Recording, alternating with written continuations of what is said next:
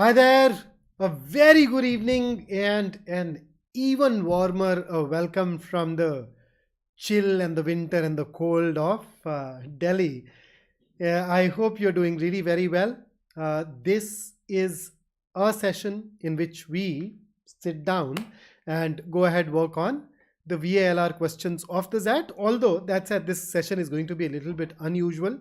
So normally my marathons are purely a marathon, but then we have a batch that is dedicated to XAT exams, and I was working with them on some of those high frequency areas over the last few sessions. And a couple of things from grammar are the areas that I did want to talk to them about.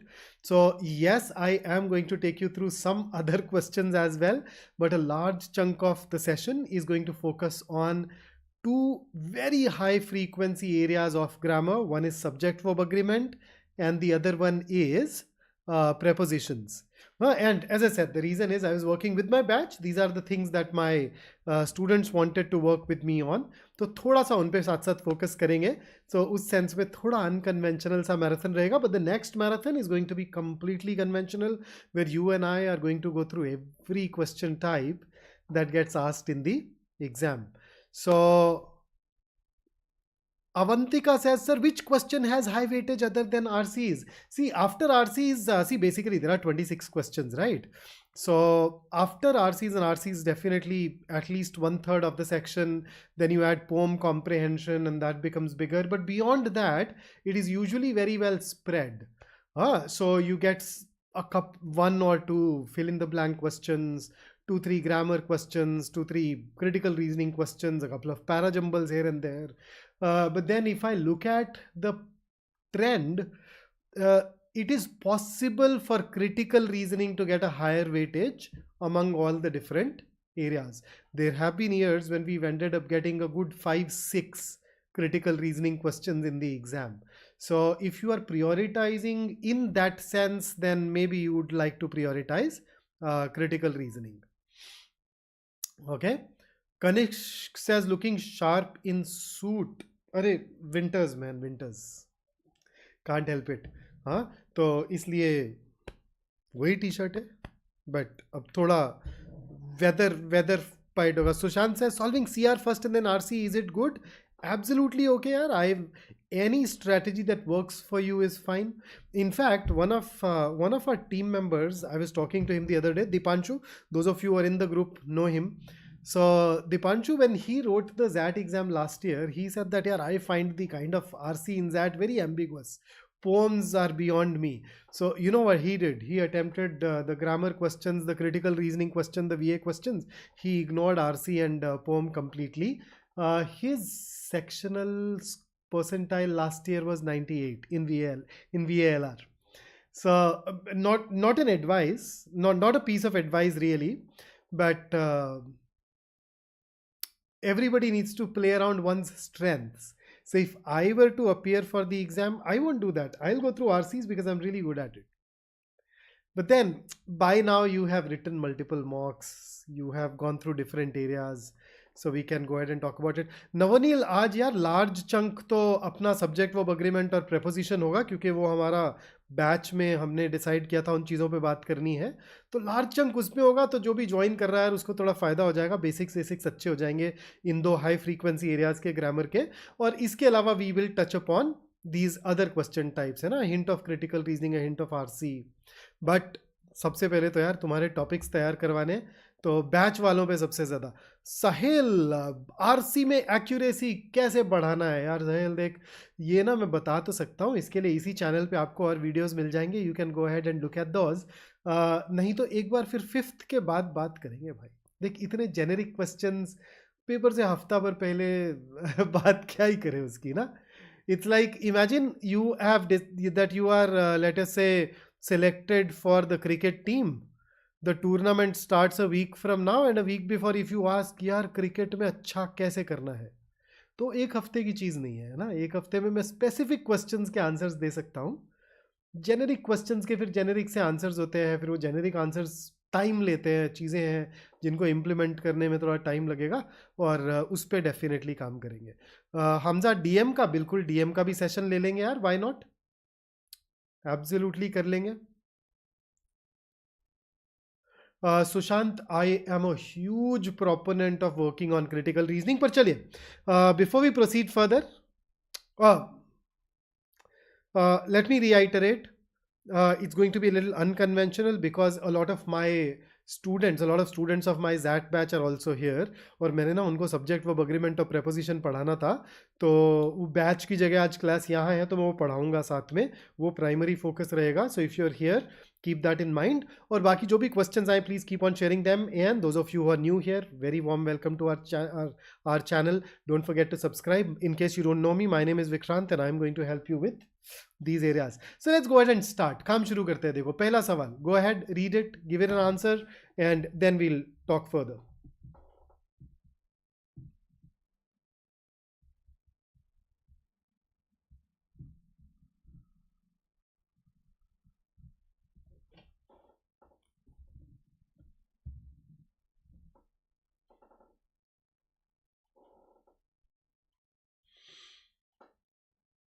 Good evening Avantika. जे para jumble में दिक्कत आ रही है. चल एक काम करते हैं, आज तो मैंने कोई पैराजंबल नहीं रखा, but the next marathon that we have in other 2-3 days, मैं उसमें पैराजंबल्स डेफिनेटली एक सेगमेंट डाल देंगे.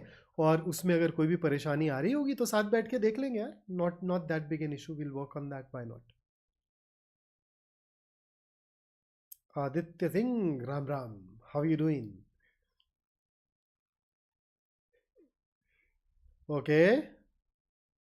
Ankit is quick to give us the answer. So is Avantika. Man, I really love your speed. यार इतना तो पढ़ने में इससे ज़्यादा टाइम लग जाता है. And you guys are giving me the answers. That warms my heart. Okay, so far I have gotten D, I've gotten E. Let me see. और क्या आंसर्स आ रहे हैं देखें.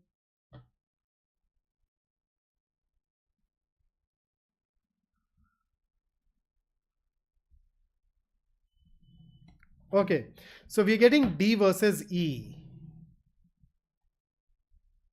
What is the difference between D and E? D is talking about looking at the number of predictions, right? D is talking about comparing the number. E is talking about comparing the percentage. Which one of the two you think is going to work better? Okay, we also have B. So B also talks about number. So number versus percentages. एक example लेते हैं. Okay. So let's say there is an astrologer who gave 1,000 predictions. Out of these 1,000 predictions, 100 turned out to be right. And then there is an economist. Okay. Your economist gave 100 predictions. Out of these 100, 90 turned out to be right. So who is more accurate, the astrologer or the economist? I mean, if you look at the number of predictions that the astrologer got right, that number is 100. But for an economist, that number is 90. So if you look at only the numbers without keeping the base constant, base the same, that won't really give you an accurate answer. So the moment we use percentage instead of number, that allows us to eliminate that bias of the base. So if you look at it, your astrologer has 10% accuracy. Your economist has 90% accuracy. Although in pure numbers, the astrologer happens to have a higher number of predictions right. So whenever the base is not the same or whenever the base is not known to you, we of course go ahead and use percentages. And that is why E is supposed to be better than both B and D. So that's why E. Okay, here is the next one. Question number 2 on your screen. So you know that in the exam we get these questions that are based on figure of speech. So here is one of those. Go ahead and give me the answer.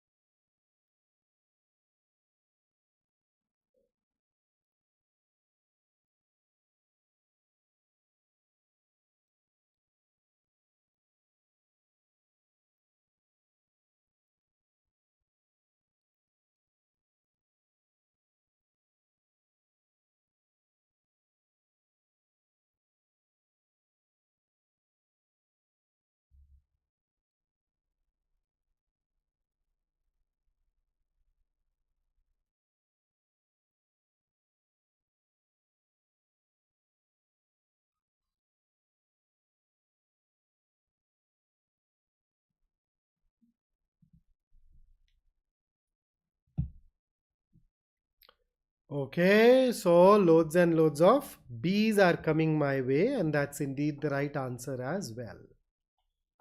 So fabulous. Okay, here is the next one.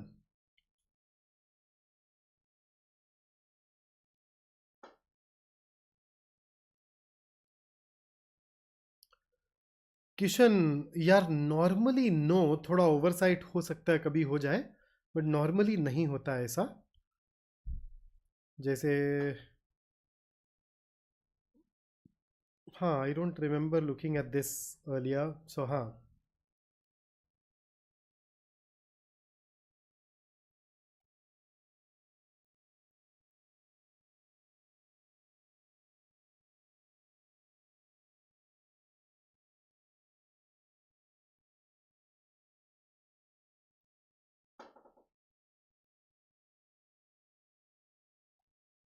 तो next वाले marathon में थोड़ा extra ध्यान रख लूंगा यार. आज actually बताया ना, वो primary focus subject verb agreement preposition है, वो मुझे करवाना था. तो वो थोड़ा ध्यान मेरा उधर था, तो उस पर थोड़ा काम करेंगे अभी.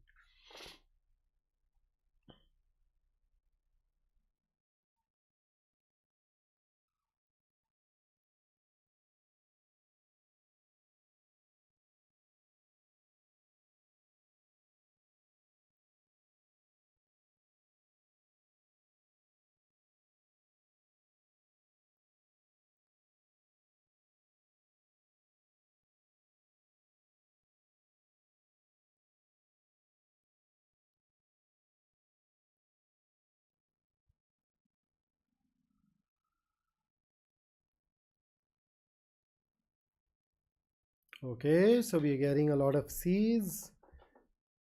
लगता है कुछ लोगों ने वो कर रखा है, पी वाई क्यूज, वो भी अवॉइड करने पड़ेंगे लगता है. हाँ.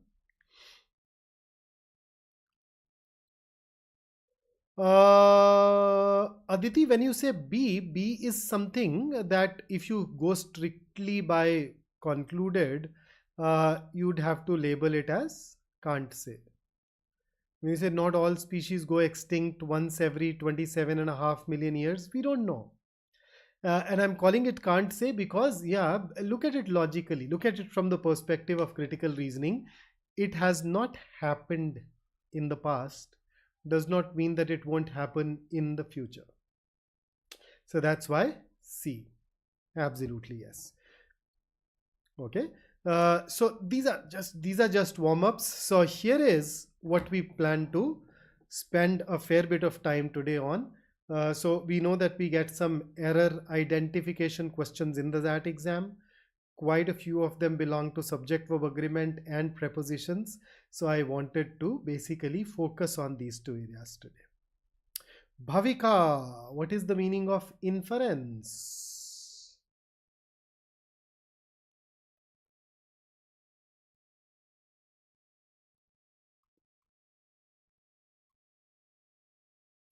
inference is equal to conclusion. So when you are asked to infer, you are basically trying to figure out which of the following can be concluded on the basis of the information supplied above.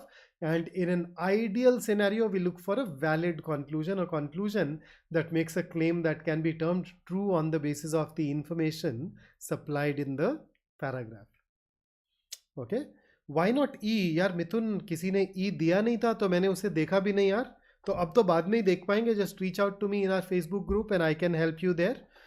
Karthik, I don't know यार, I'm not sitting down with an exact notion.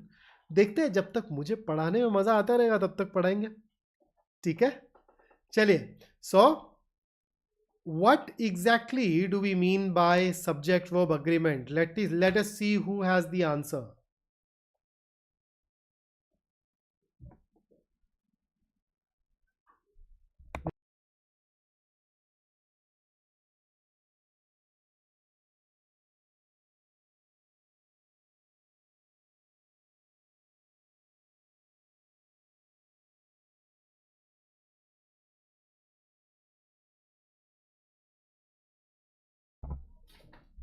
Okay, answers guys, answers.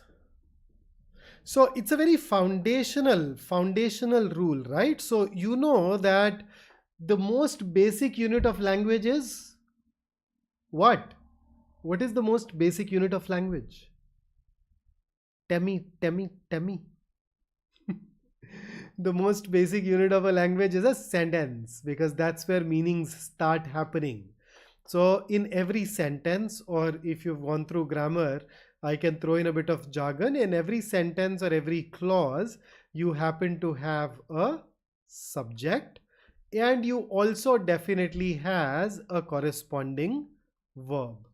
Now, the rule basically says that a verb must agree with its subject in terms of number.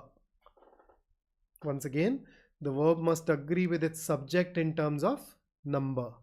What does that mean? In simple words, it means that if the subject is singular, the verb must also be singular, and if the subject is plural, the verb must also be plural. Okay, now this is an area, and here is the simplified version. So इसमें मतलब क्या ही दिक्कत आती होगी यार लोगों को? What do you think? Why do people struggle? I think one reason behind people struggling is the fact that we at times do not identify the subject, or are not able to even identify the correct subject. तो वो एक area है जहाँ I'd say that people can at times have a problem. तो एक बार इसी की बात कर लेते हैं. So what do you think? What do you mean by a subject?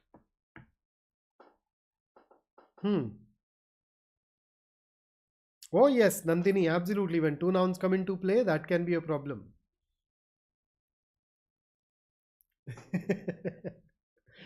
Aditi, but if you look at the course of history, you realize if you go back by 300 odd years, we live better than even the kings of that era. Even an ordinary person lives better than the kings of that era. So फायदा तो बहुत हुआ हमें. So what is a subject? How do you go on to define it? I'd be really curious to hear it. Okay, Aditya says कार्य करने वाला. So according to Aditya, subject is a doer, the person who performs the job. So if I say that, okay, Aditya kicked the football, तो यहाँ कार्य करने वाला अर्थात कर्ता कौन है? Who is the doer in this sentence? Aditya. So what's the subject of this sentence? Aditya. But hang on. How about this sentence? How about this one right here? The football was kicked by Aditya.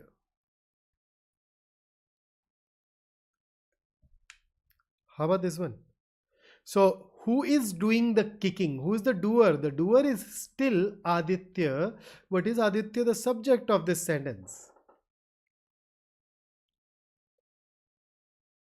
Tell me. Warrior mindset जिसके ऊपर sentence का impact पड़ता है. Sentence का impact तो बोलने वाले पे पड़ना चाहिए, जो सुन रहा उस पर पड़ना चाहिए, तो वो सब्जेक्ट होएगा क्या? या इस केस में लात पड़ रही फुटबॉल को, फुटबॉल बड़ा इंपैक्ट हो रही है उससे, फुटबॉल. बट आप देख रहे हैं in the second sentence the subject is the football. Doer तो अभी भी आदित्य ही है. So subject is doer. No, won't work. नहीं चलने का. So अच्छा, अब ये थोड़ी बेसिक क्लास होती तो मैं शायद बहुत डिटेल में बताता, but I am keeping it short. Review ले रहे हैं अच्छे से. So subject basically is the focus of the attention of the speaker. So whenever you speak, there is something that you focus on as a speaker. So what you focus on is known as the subject. Karthik has shared something very interesting. Karthik says ke who or what ke answer wala. So basically every sentence has a verb, right? So put who or what before the verb and create a question. What you get as your answer is going to be your subject. और subject में भी क्या है, that your subject always happens to be a noun or a pronoun. It always happens to be a noun or a pronoun, or multiple nouns, multiple pronouns. After all, you can join more than one noun, more than one pronoun to create a subject. And subjects are also of different types. Okay, so you have a simple subject. Simple subject is when you have only one noun. So for example, here the subject is a cow. But then you can also have a compound subject where you have nouns, different nouns joined using a conjunction. So here the subject is cats and dogs. And then you also have the complete subject side of the sentence. So the core of the subject is always a noun or a pronoun. So there are times when you can add something to that noun. Whatever you add is mostly going to be what? Adjective. So that's also, just for example, when you say the bright copper coins sparkled on the sidewalk, this entire part is the subject side of the sentence. The core noun here though is coin. Everything else is basically added to it. So the verb is supposed to agree with this, coin. Oh, here's another one. I'm highlighting the part which is the subject, this entire part. But the core is teenager and man. So you have noun 1 and noun 2. So this is what you need to look at while figuring out the subject-verb agreement.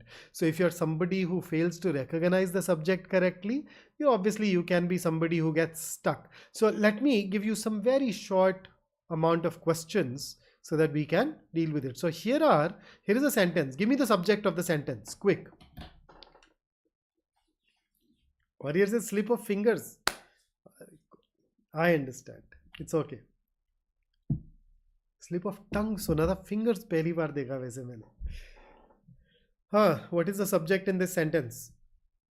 You can give me the entire subject side, even better, just give me the noun. In case more than one noun, then maybe those nouns along with the conjunction. That's all that I want you to focus on. Fantastic. Yes, this is the subject, the speeding car. The core noun here is car. Great. Second, what is the subject? Bonus marks for giving me the noun as well.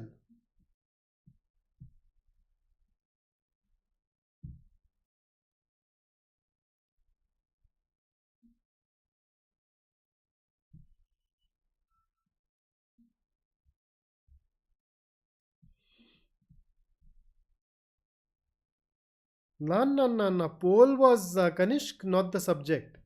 Pole is the object of the preposition into. Fabulous, fabulous. So in the second sentence, this entire part is the subject side of your sentence. Okay? The core noun here is room. Some of us also think Ron, but then Ron apostrophe S. This is the possessive case of a noun. When you add an apostrophe S, you show possession, relationship, association. Remember, technically, this is an adjective. It's not even a noun. I mean, it functions as an adjective, right? It helps you identify a noun. It gives you some more information about a noun, right? So it is the room which is the core. Okay, third. Give me the subject.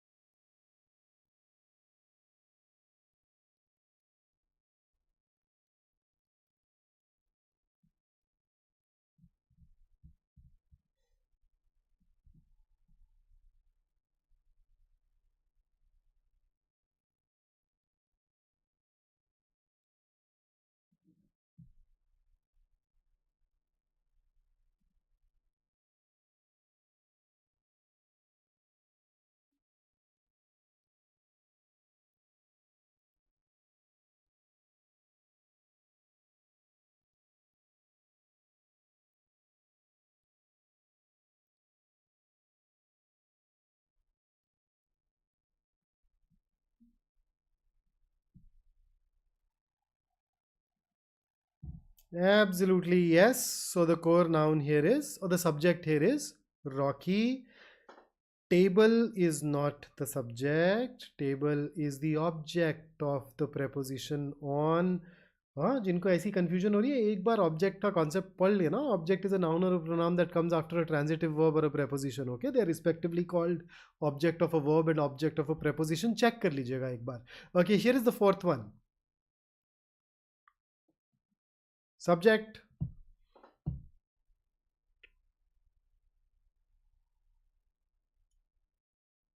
So that is the subject side, and this is the core noun. Laws. Easy, right? Fifth. What's the subject of fifth? जो लोग school के grammar के classes में जाग रहे थे उनके लिए आसान है, क्योंकि स्कूल में ये एग्जाम्पल बड़ा पॉपुलर है.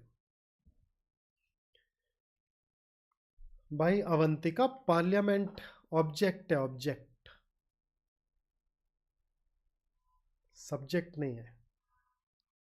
मैं इसीलिए बता रहा हूं यार. देखो, I know one of the problem areas for us is that we at times struggle to identify the subject. Okay, so the subject here is this. This part is the subject. And the core noun that we have here is uses. So there are times when we may not start with the subject. So basically we wanted to say the uses of adversity are sweet. Sweet is an adjective. You know, adjectives are never the subjects. A subject has to be a noun or a pronoun. Moreover, there was a hint as well. You know, the verb is plural. Is sweet plural? It has to have a plural noun. The only plural noun that I see in the sentence is uses. Adversity is uncountable. Sweet तो adjective है, उसमें तो कहाँ से आएंगे singular plural? तो थोड़ा सोचना शुरू करो. Okay, sixth, the last one. इसके बाद कॉन्सेप्ट्स में थोड़ा और आगे जाते हैं. कार्तिक, यूजेस इस सेंटेंस में वर्ब नहीं था. इस सेंटेंस में ये सब्जेक्ट था, जिसमें यूज करके एक नाउन होता है, उसका प्लूरल था यूजेस. किसी और सेंटेंस में it can be a verb as well. Yes.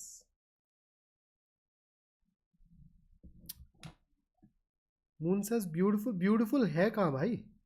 कौन से सेंटेंस में आ गया beautiful?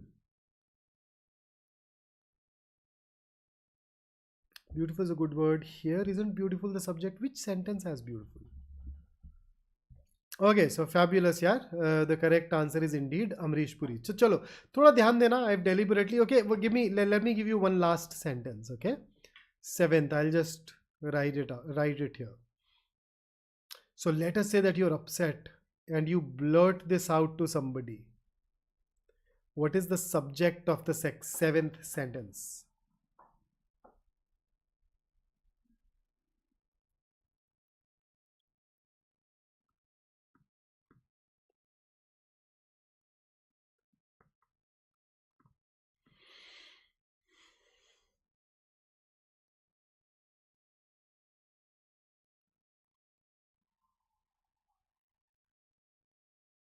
Subject of 7th. Deepthi, lost is a verb. Is it? Is lost going to be a subject in this sentence? Okay, so what is special about the 7th sentence? The 7th sentence is a sentence which is known as, you remember back from your school days that there were these 4 types of sentences: assertive sentence, interrogative sentence, exclamatory sentence, and imperative sentence. So it is an imperative sentence. Imperative sentences are the ones through which we issue commands, requests, or instructions. Now, in a lot of imperative sentences, the subject is implicit, subject is hidden. And the subject in all these cases is you. Subject less nahi hai, Avi, subject hai. So the subject is you. Koi bhi uta lo, sit down, turn on the fan. Remember how we defined subject was the focus of attention of the speaker. So whenever speaker says any of these things, who is he focusing on? The person he is issuing the command, request or instruction to. तो वो you. इन सारे sentences में subject you होगा. Okay? J, absolutely. Perfect. The one to whom it has been said. Yup. तो थोड़ा ध्यान रखना. Okay? तो चलिए, let's go ahead and now get into subject-verb agreement. Now, what makes subject-verb agreement tricky is that it depends on 3 different areas, and those 3 areas are: number 1, nouns. So why nouns? See, subject has to be a noun or a pronoun, right? So obviously noun and pronouns are going to affect it. So basically the deal is, whenever you look at a noun or a pronoun, you should be able to figure out whether this noun is singular or plural. So you know your nouns can be uncountable or countable. And if they are countable, they can be singular or plural. So whenever your subject is a noun that is uncountable, or a noun which is countable but is singular, then your verb must be singular. On the other hand, whenever your noun, or the pronoun for that matter, that is being used as a subject, whenever that is plural, you need to use a plural verb. So the problem is, there are times when we fail to look at a noun and figure out whether it is singular or plural. Okay, let me, for example, write a noun. Okay, let me write a word. Can this be a noun? Can this be a noun? I'm just asking you, can this be a noun? Can this word be a noun?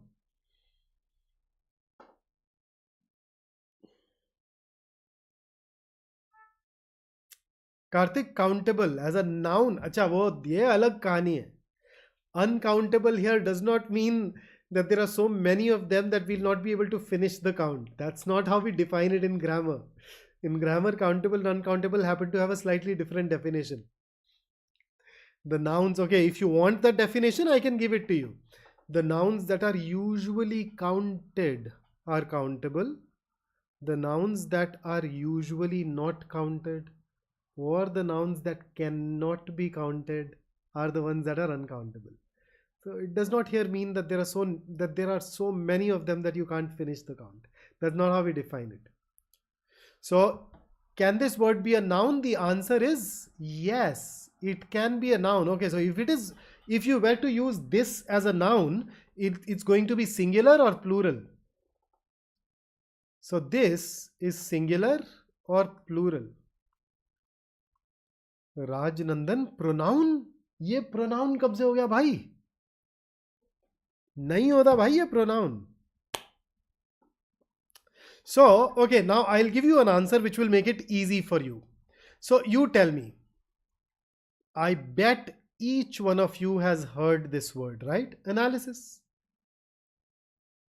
His insightful analysis helped me arrive at the answer really fast. So analysis is a noun. Now what is the plural of analysis? The plural of analysis is analyses. So this is a word that happens to have an irregular plural form.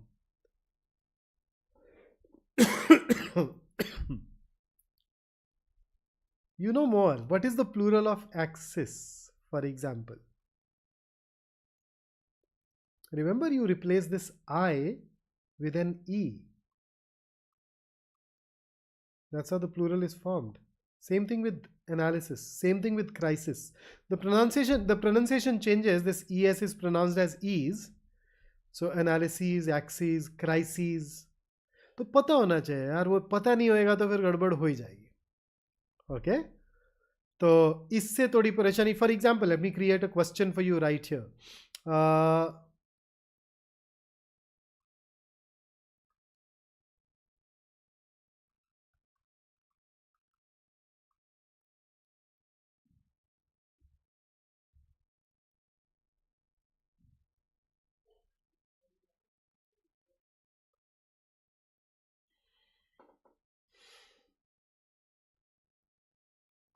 So what do you think? The sentence that I have written here, is this grammatically correct? What say you? Is it a grammatically correct sentence?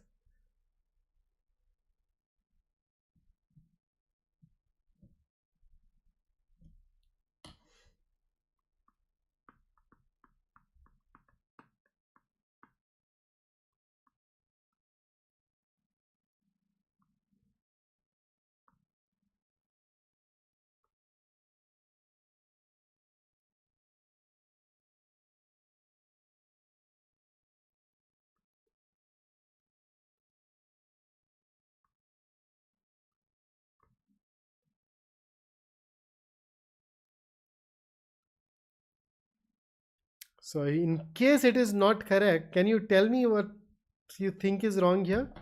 पर चलो, अभी तो मैं पढ़ा रहा हूं तो मुझे ही ज्यादा काम कर लेना चाहिए. The subject of this sentence is criteria. Now criteria is singular और plural? Well, criteria is plural. So when the subject is plural, the verb must also be plural. So this is wrong. Instead of is, it should be are. The singular of criteria is criterion. Remember? For okay, off instead of for. Nah, students off the team. We are selecting people in a particular team. So what is the criteria for selection for this team? That's perfectly okay. तो यहाँ पे is की जगह are होने का था. That is the correction. So that kind of thing. And the third, so far I've talked about only 2 areas. Now I'm saying 3 areas. The third area is conjunctions. I think the students of my batch who are here, you already know what I mean. Remember, there are times we join 2 nouns in the subject and the subject becomes plural. There are times when we join 2 nouns yet the subject remains singular. So it depends on those different types of conjunctions. So if it's coordinate, it becomes plural. Not always. When it is subordinate, the verb agrees with the first noun. I hope you remember, right? So I'm just saying this for the students of my batch. So it basically gets affected by these 3 things. So you need to be proficient at these 3 in order to become proficient at subject-verb agreement. But let me take you through some of the high frequency questions asked in subject-verb agreement. So here is the first question. What's your take? Is or are?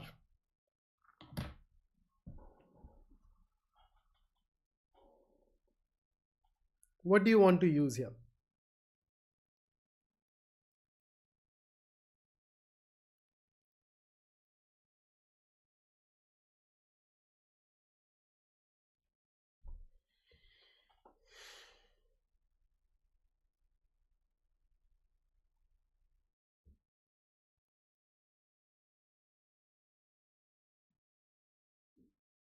Okay, so the deal here is that, you know, this entire part is the subject, the colors of the rainbow. Now in this part, you see this word colors. You see this noun? But then you also see one more noun, rainbow. And the problem is, colors is plural, rainbow is singular. And now you can be stumped by the fact that यार ये इन दोनों में से verb को किससे agree कराना है? भाई किससे अग्री कराना है? हाँ, तो आंसर आज थोड़ा पढ़ा रहे हैं तो बता देते हैं। इस केस में ये अग्री करवाएंगे कलर्स के साथ। सो कलर्स इज प्लूरल, इसलिए आर आएगा, इज नहीं आएगा। Now let me make it easy for you for the next time. On your subject side, if you have a noun that comes after a preposition, you notice of is a preposition. This rainbow is coming after your preposition. So the noun that comes after the preposition is never your subject. Moon, how many colors does your rainbow have? Rainbow में एक colour होता है क्या? एक से ज्यादा होते हैं, तो कैसे बोलेंगे कलर अपन इधर? So what is it that I am saying? This, दिमाग में बिठाओ पहले इसे. The noun that comes after the preposition is never a subject. Okay. हाँ दीप्ति, एक तो ये कि ऑब्जेक्ट है प्रेपोजिशन का, बट देन एक और चीज भी है कि ये जो प्रेपोजिशन वाला पूरा पार्ट होता है ना, a part that starts with a preposition and then has a noun or pronoun afterwards, this entire part is called a prepositional phrase. Every prepositional phrase acts as either an adjective or an adverb. It's never a noun. That entire segment does not really act as a noun here. That is why. तो जैसे भी देख लो. So for example, check this out. The apartment across the street do have balconies, does have balconies. So street तो preposition के बाद है ना? है ना बाबा? स्ट्रीट्स तो प्रेपोजिशन के बाद में है, तो इसे from the perspective of subject verb agreement ignore this. Apartments is plural, तो डू यूज करने का, डज नहीं. Here is another one. ये रही preposition in this race. Subject verb agreement के लिए ये पार्ट को मारो इग्नोर. बाइकर इज, इसको मारो इग्नोर. बाइकर्स प्लूरल तो are. Darshan, does is used with a singular subject, no J. So you get the drift. So the noun that comes after the preposition is never a subject, but तुमको पता है when it comes to English, never say never. So I'm going to say that there are two exceptions to this, and I know at this juncture some of you would be like है यार, but अपना काम है बताना. So although I've said is never a subject, भाई दो exceptions है. There are two situations where a verb does agree with the noun that comes after the preposition. So what are those two exceptions? Well, here are those two exceptions. So you have Sam plus of type of sentences, and you have fractional expression plus of type of sentences. So what do we mean by Sam plus of? So this Sam basically stands for some, all, and most. Okay, so if you see a sentence that says some of, all of, or most of, and then there is a noun that comes afterwards, then in these cases your verb will agree with the noun that is there after the of. Okay, so Sam of, the verb agrees with the noun that comes after. So notice all of, so the verb will agree with the books. ये agree करेंगे आपस में. All of, but if you say all of the reading list, that's why an is. Okay, and then the other one is fractional expression plus of. So if you have a fractional expression and then an of and then a noun, your verb will even in this case agree with the noun that comes afterwards. तो fractional expression क्या होते हैं तुमको पता ही है? Expressions that talk about a part of the whole. They can be fractions, they can be percentages, they can be words like minority, majority, right? So these things, these kind of expressions. So what's your answer for this? Now that I've taught you the concepts, let's just reinforce them. So what's your take on question number 2? Has, moon has. But I think after going through these questions that I'm sharing with you, I think you and I are going to be absolutely rock solid here. Fantastic. Kunal, Srishti, Moon, absolutely. So Sam off, we look at the noun after. So students, plural, are and not is. Question number 3. Give it a shot. Thank you, Moon. I'm glad that you like it. नाम भी बता दिया करो भाई. ऊपर से लक्का भी moon हुआ है, पता और नहीं चल रहा है मैस्कुलिन है, मेल है कि फीमेल है, वो भी नहीं पता चल रहा. So in this case what is the noun after some of? Water, uncountable. Uncountable nouns take singular verbs, so therefore was and not were. Fabulous. Question 4.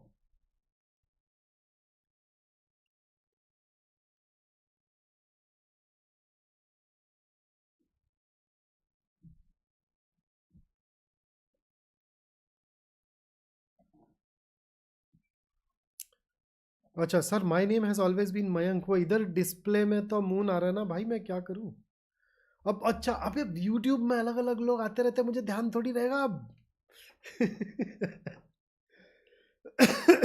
Okay, so 2/5, you notice 2/5 is a fractional expression. So when you have a fractional expression plus of plus a noun, then the verb is supposed to agree with this noun. So uncountable. So grain is an uncountable noun. Well, mostly uncountable. You know, there is an exception. We've covered this in our classes on nouns. So singular verb is and not are.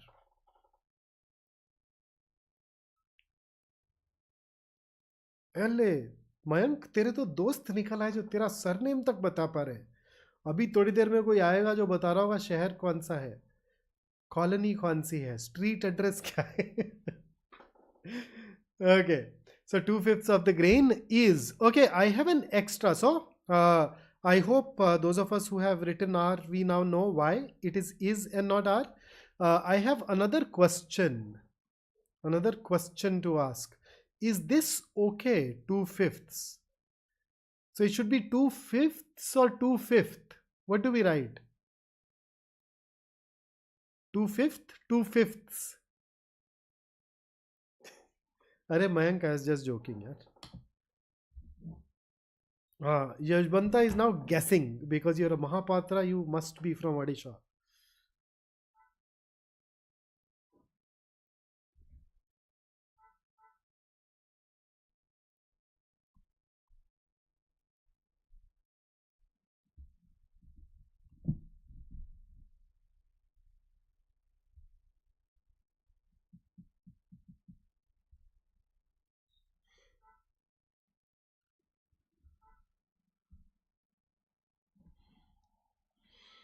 So 2/5, okay? We don't write 2/5. A lot of people do get it wrong, so I'm just clarifying this. We don't write 5th, and the reason is, imagine here is a pizza.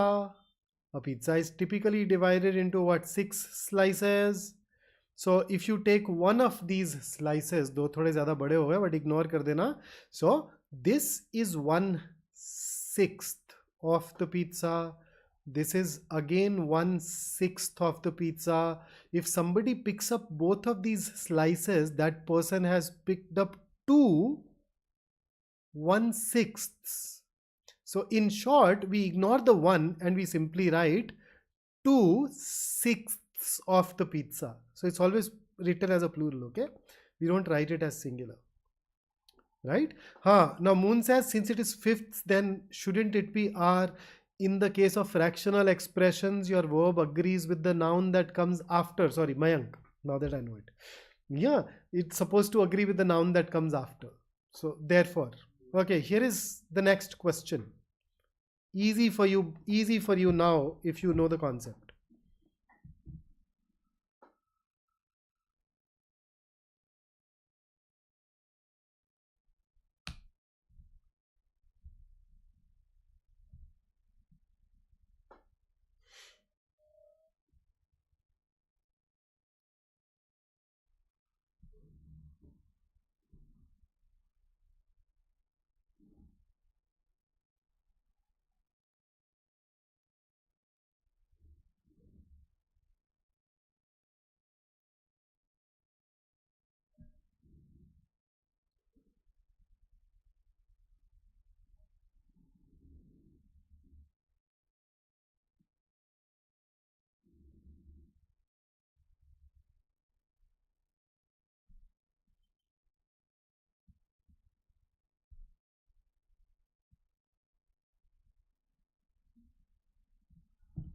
Okay. So majority, fractional expression, verb will agree with students, plural, so are in place of is. Dipti, absolutely yes. If it is uncountable, we use a singular verb. Question number 6. A slight variation, slightly advanced application of the same concept.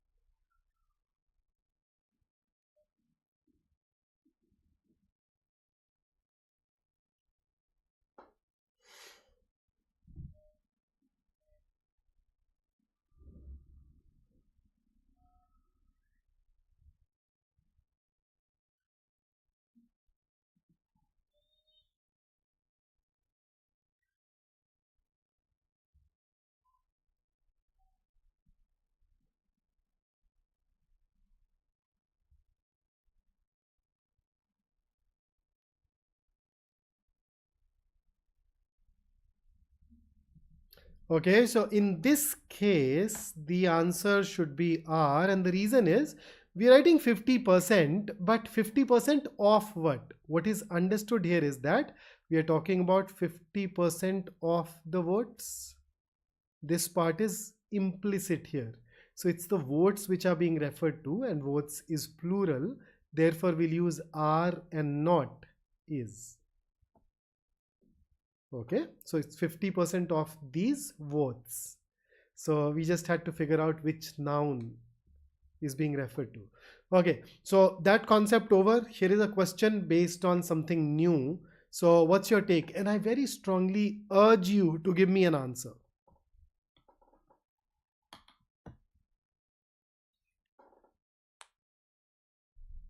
Question 7 में देखो, even if you have not given an answer so far, I insist that you give me an answer.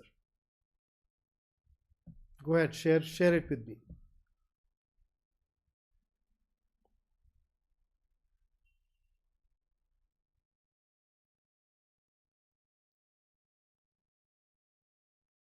Yes, Mithun, absolutely. Majority, yes. A few is not Sam off. It's a few is not a fractional expression. A few is just giving you numbers. A few के बाद हमेशा plural आएगा ना. Plural noun आएगा तो plural subject आएगा. हाँ, वो generally मैं उसको यार क्लास में indefinite pronouns में cover कर चुका हूँ, but देखें क्या पता आज आए कि नहीं आए. Okay, so whatever comes after the preposition is never a subject. I've already told you the exceptions. तो इसको तो ignore कर दें. This does not fall under those exceptions, right? So the subject here is none. And our verb has to agree with none. Now none is singular or plural? Well, depending upon the sentence, depending upon the kind of meaning that you want to convey or the kind of things that you want to emphasize, none can be treated as singular as or plural both. तो थोड़ा difference आता है, but as far as grammatical error goes, you can think of none as singular, you can think of none as plural. It can take both of these verbs. So if you've given has as your answer, you are right. If you've given have as your answer, you are right. So none of the students has submitted. Okay, have submitted. Okay. So normally both of these can be okay, but then there is something else that we need to consider, and that something else is that subsequently we have used a plural pronoun for none. So normally none can be singular or plural both, but later in the sentence we are using a plural pronoun, which means that in this sentence we are treating it as plural. So in order to keep the treatment consistent in this particular sentence, I'll prefer have over has, although in some other sentence, even if you use has, I'd be absolutely okay with it. Okay, so none के साथ अगर सिर्फ verb की बात हो, singular plural कोई भी use कर लो. प्रोनाउन भी आएगा तो सिंगुलर प्लूरल कोई भी यूज कर लो, चलेगा आपने.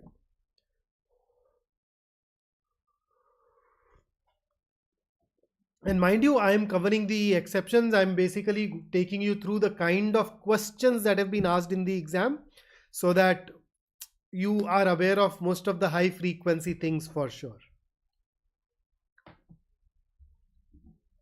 Okay. Now, Einstein, it's okay. As long as you're getting them right, it's great. In case you get a question wrong, then just retain the rule behind that question and you're good to go. Ankit, most of will be covered under Sam off. So we'll anyway follow what we get there. Okay. So has to be plural in that case. Okay. Question number 8.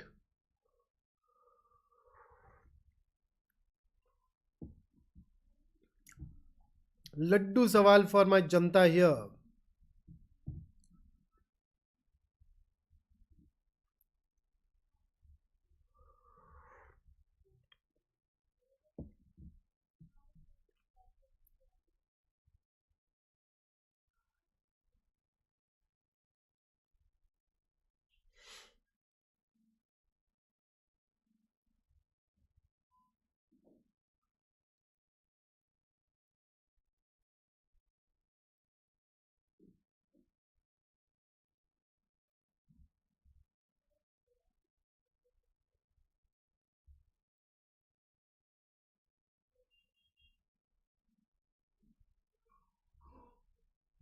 Okay, so the correct answer is as usual, where and not was, because you have two nouns, Rahul, his friend.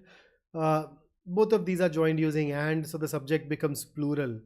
Okay, so whenever you see two nouns joined using and, you know that it becomes plural, so therefore where. Question 9.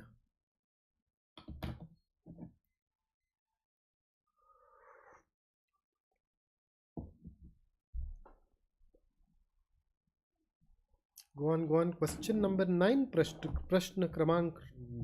No. रे Sayantan absolutely yes. Nice. तू पढ़ाना भी शुरू कर दे भाई अंग्रेजी अब अगले साल से.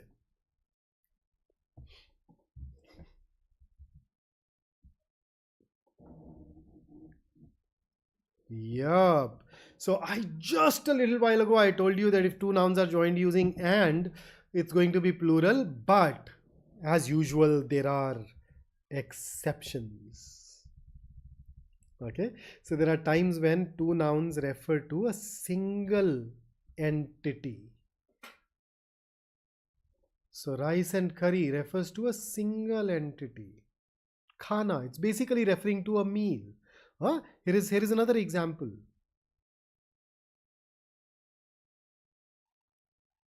You know, I'd say teaching is my bread and butter. सो वहाँ पे ब्रेड एंड बटर रोजी रोटी एक चीज़ की तरह ट्रीट होता है, यहाँ भी एक डिश की तरह ट्रीट हो रहा है, इसलिए is. Here is one more. If you are good at proverbs you would probably get this right.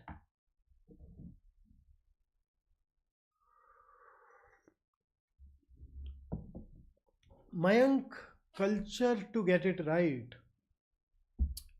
In the case of personification concept in genders, definitely yes. बाकी जगह पे हाँ थोड़ा बहुत तो कल्चर का रोल रहता है, बट ऐसा बहुत ज़्यादा नहीं यार. So remember, this is a proverb, this is a saying. और proverb में ना time and tide waits for none है. Proverbs basically idiomatic expressions are always right. They are always going to be beyond your rules of grammar. So just keep in mind that there are some special expressions where two things are joined using and. So we looked at rice and curry, we looked at fish and chips, you talk about time and tide, you talk about horse and carriage. Okay, they're treated as one thing, therefore yes. Okay, question number 11.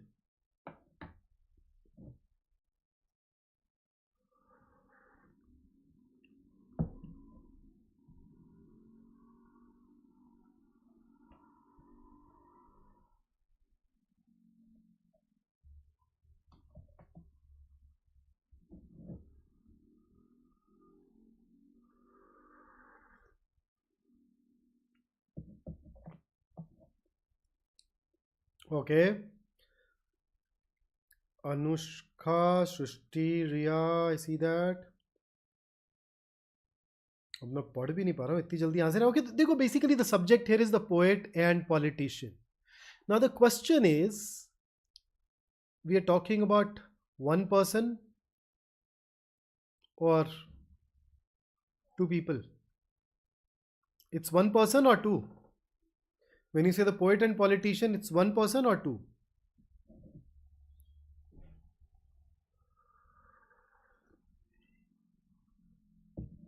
So the correct answer is, it is one person. There is just one person who happens to be a poet as well as a politician. And because it is just one person, we will use was and not were. Now the concern in the minds of some of us who've used were will be, how do you know it is one person? Well, let me ask you, if I tell you that I have a black and white dog. Okay, I have a black and white dog. Then how many dogs do I have? Read the sentence and tell me, how many dogs do I have?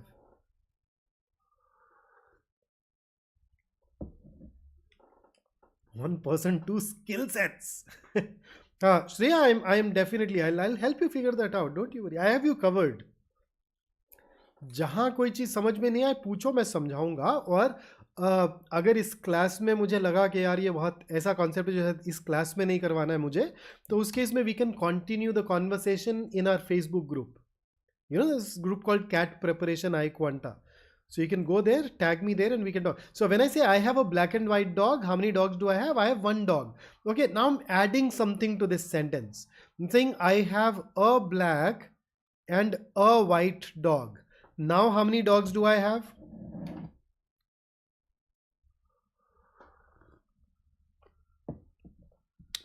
Two. So आप देख रहे हैं, जब एक नहीं दो dogs थे तो आपने देखा आर्टिकल रिपीट हुआ.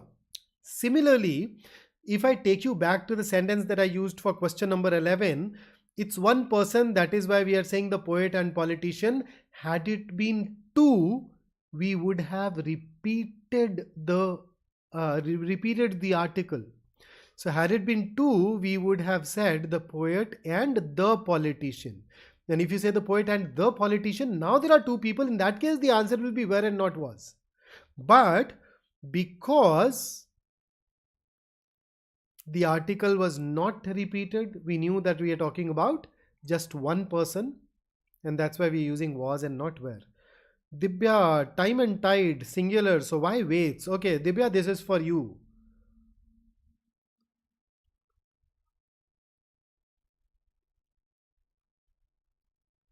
So, what will you use? Go to school, goes to school. Answer this question and then you'd know.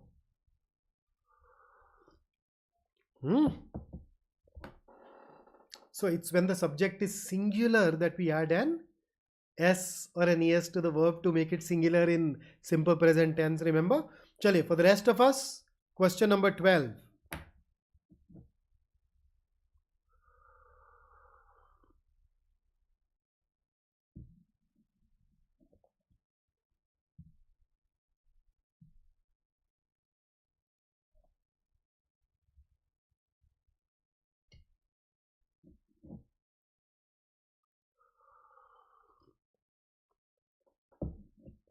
So now you see, writer, actor, and the article is getting repeated. So we know that there are two individuals. So two people joined using and. Has is singular, have is plural. So therefore have and not has. Fantastic. Question 13.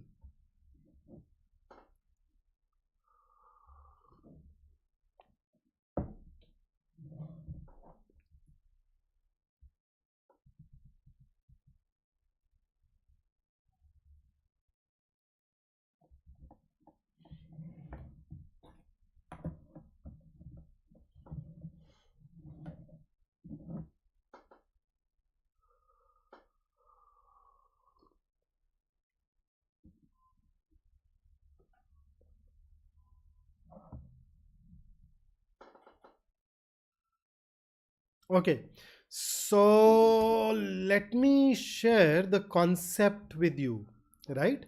So there are times when you see sentences that use and not. On the subject side, you may see two nouns joined using and not. So whenever you see this scenario, okay, noun 1 and not noun 2 and then a verb.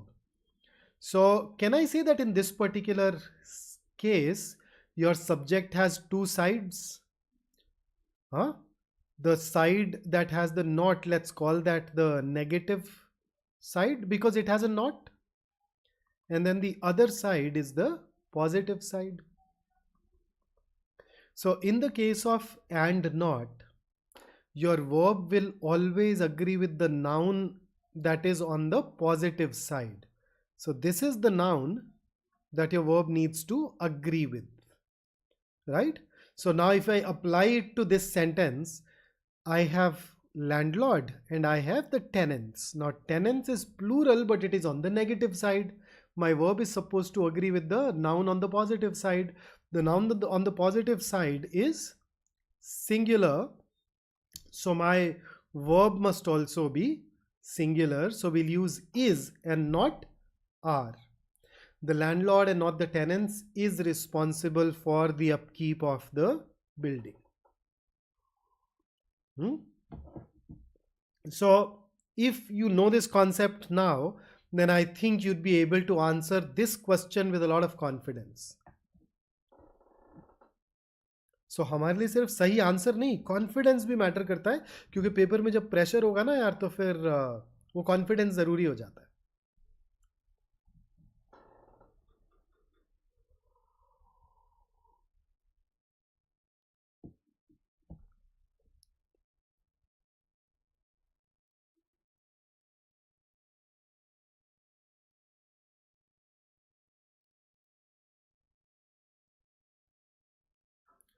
So players से agree करना है, इसलिए are and not is. Okay, 15th.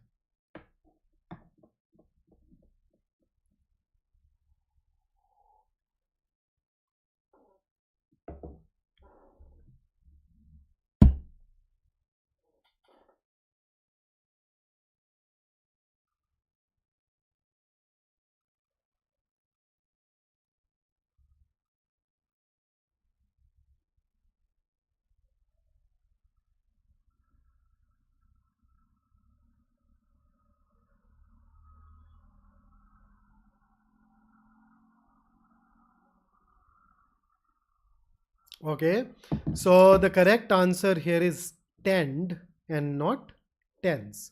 So first up, since some more people may have this issue. So when it comes to simple present tense, when the subject is singular, we add an s or an es to a verb to make it singular. So in this particular case, tend is basically the plural and tends is the singular form of your verb, right? Now the verb should be singular or plural. Well, it depends on the subject, but what is the subject here? Either the doctor or the nurses. So whenever you see two nouns joined using either or,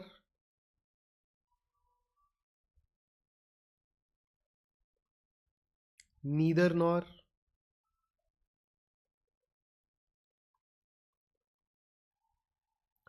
not only but also,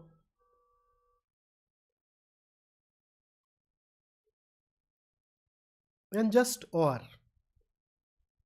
Whenever you see two nouns joined using any of these four conjunctions, your verb, just write it fully. So the verb agrees with the noun that is close to it.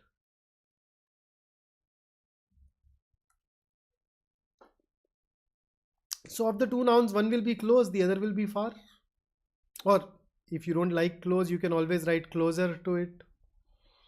एक ही sentence है तो दोनों ही pass, but the one which is closer is the one that you go by. So when you look at it, so I see either or.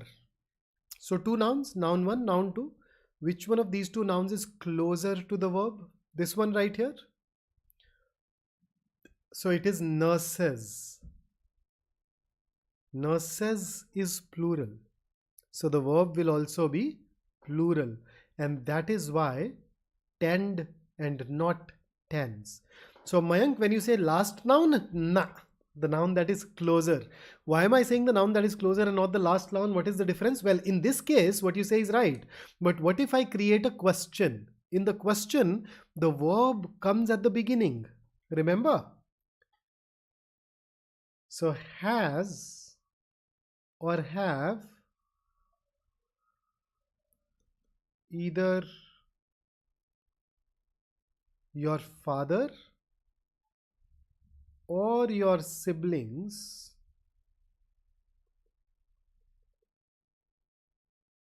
whatever comes next. Okay, now in this particular question, what will you choose, has or have? So which noun is closer? The noun that is closer now is father, so we'll use has and not have. So we're not going by the last one or the second one, we are going by the one which is closer. Chakshika, it's absolutely okay यार, we know, I mean अपन है ना, तो verb के case में ऐसा होता है, वो कंफ्यूजन ही तो दूर कर रहे हैं. That's what we are basically working on. So Mayank, that is why I am saying the closer one and not the second one.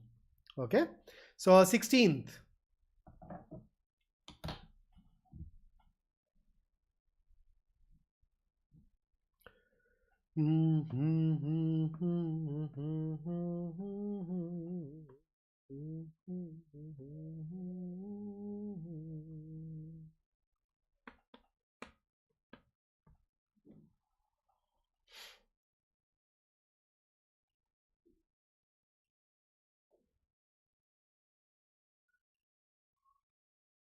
So the subject has or. So the verb will agree with the noun that is closer. Distinction. So therefore was and not were. Perfect. 17th.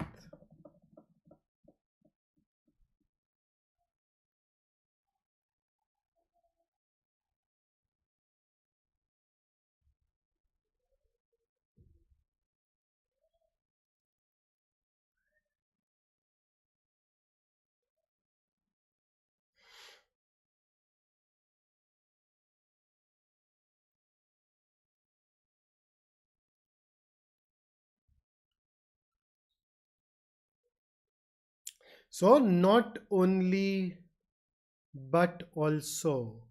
The verb will agree with the noun that is closer. The noun that is closer is players. So were and not was. Shouldn't it be soaked in sweat? You're absolutely right here. It should actually be soaked in sweat. Good catch. I'll fix it. कैसे रहेगा, ध्यान नहीं गया होगा type करते time, but good call. Okay, 18th.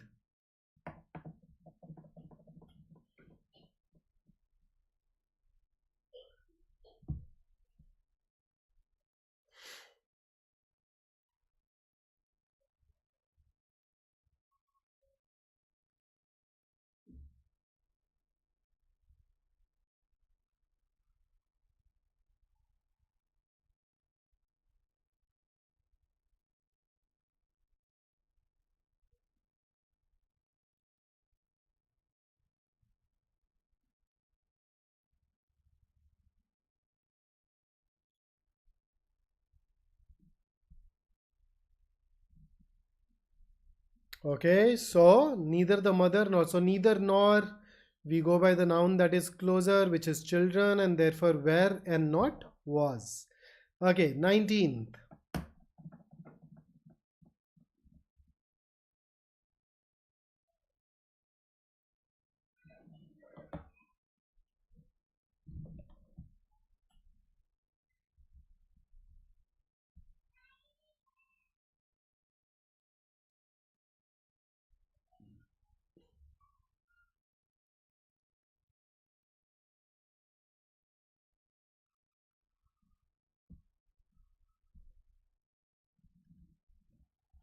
Pratyush, 2-3 grammar based questions, yaar.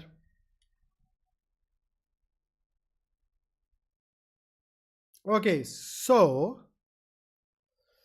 the correct answer here is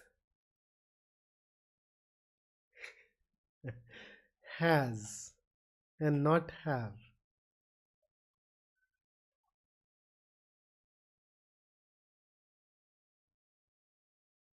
So just a little while ago, I told you that in the case of either or neither nor, the verb agrees with the noun that is closer.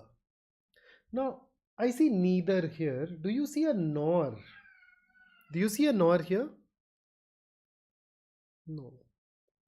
So see, either or and neither nor, these are two types of conjunctions. Okay. Now, when you use either or neither without their sidekick or nor, then they are pronouns. And for that matter, if I'm even more specific, these are called distributive pronouns. And there are four pronouns that act as distributive pronouns. So you have either, you have neither, you have each, and you have every. All the four. These are distributive pronouns, and all of these distributive pronouns, each one of these, either, neither, each, every, these are always singular. So if I look at the subject side of the sentence, then the subject side is neither of the boys. Now you know whatever comes after the preposition is never the subject. There are just two exceptions that we've already covered.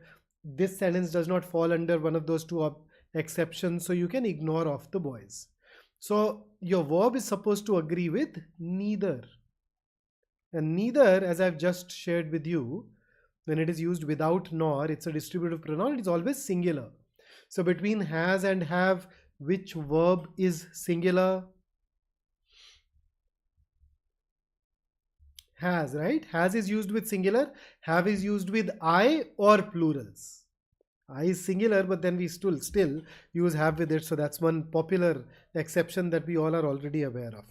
Okay, so that is why we must go on to use has here. So question number 20.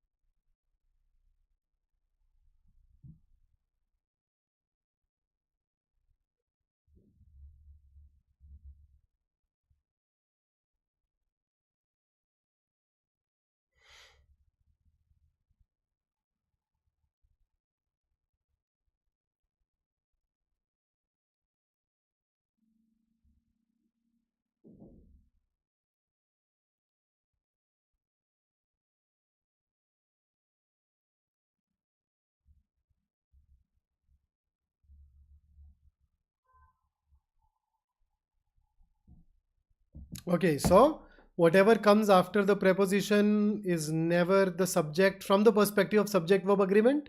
So your verb is supposed to agree with each. And what did we just learn about each? Each, every, either, neither. Distributive pronouns always singular, therefore is and not are. Mayank, I hope that answers your question. So that is why is. And with that, question number 21.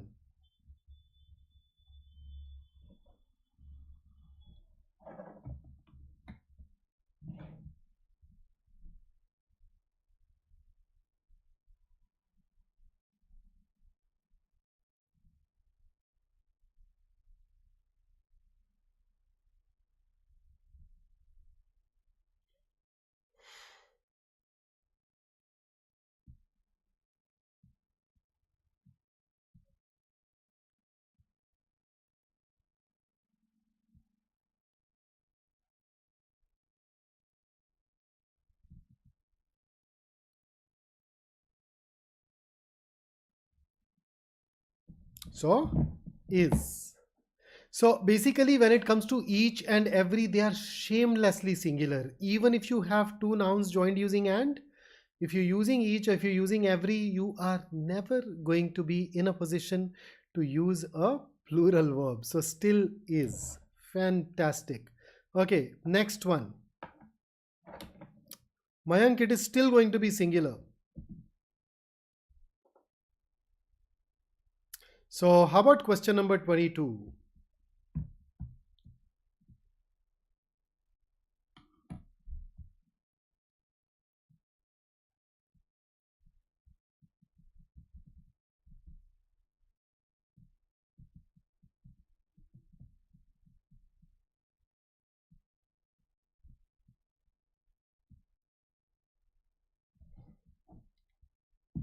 So this is one of those instances where I think your answers are absolutely spot on. The answers that I've seen so far, yes. So the subject here is more than one politician.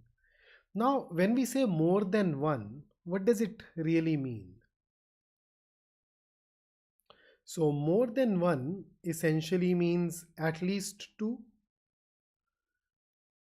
And you know it, I know it, that two is plural. But then language is not always strictly logical.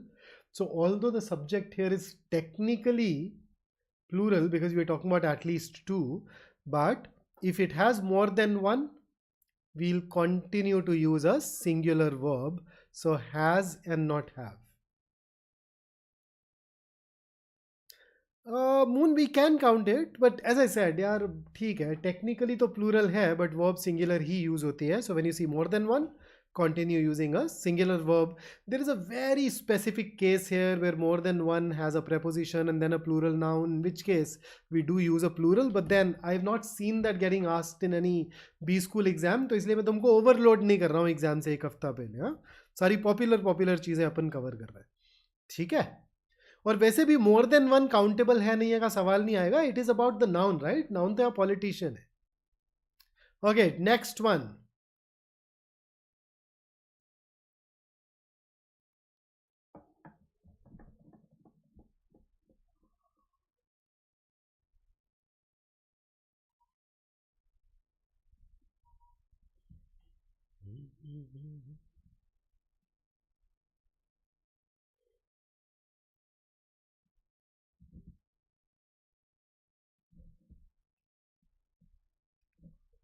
Okay, so absolutely yes, is and not are. So remember a little while ago we talked about distributive pronouns, each, every, either, neither. There is this another category or type of pronoun called indefinite pronouns. So you can use some, every, any, with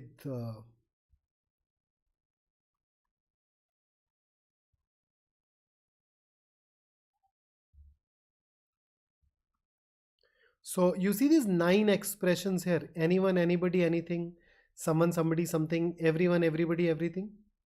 So these 9 along with no one, nobody, nothing, and just this pronoun one, all of these are always singular. So the subject here is everyone. It's an indefinite pronoun. Indefinite pronouns are singular, and therefore the verb should be is and not are. And even more importantly, if you use a pronoun to refer to these subsequently in the sentence, please make sure that you use a singular pronoun and not a plural one. Although in contemporary English plural pronouns are acceptable, they've become all right, but that's not the case in the traditional ones, so be a little mindful of that. Okay, next.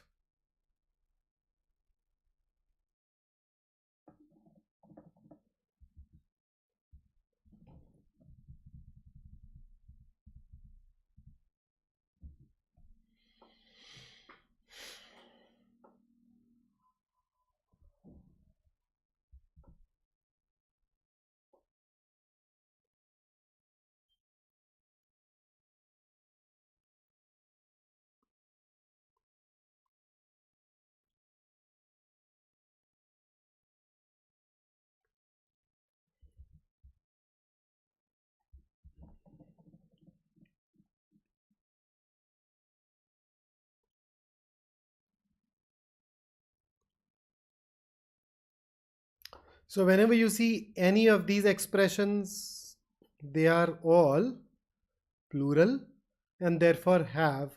I just added this question because a little while ago somebody asked me about a few. So I thought, why talk about just a few? Let's go ahead and cover all these other cases too. So if you see both, few, a few, the few, many, several, or others as your subject, they're always going to be plural. Okay, next. So Aditya, I'll be very curious to see what your answer to this question is. 25th.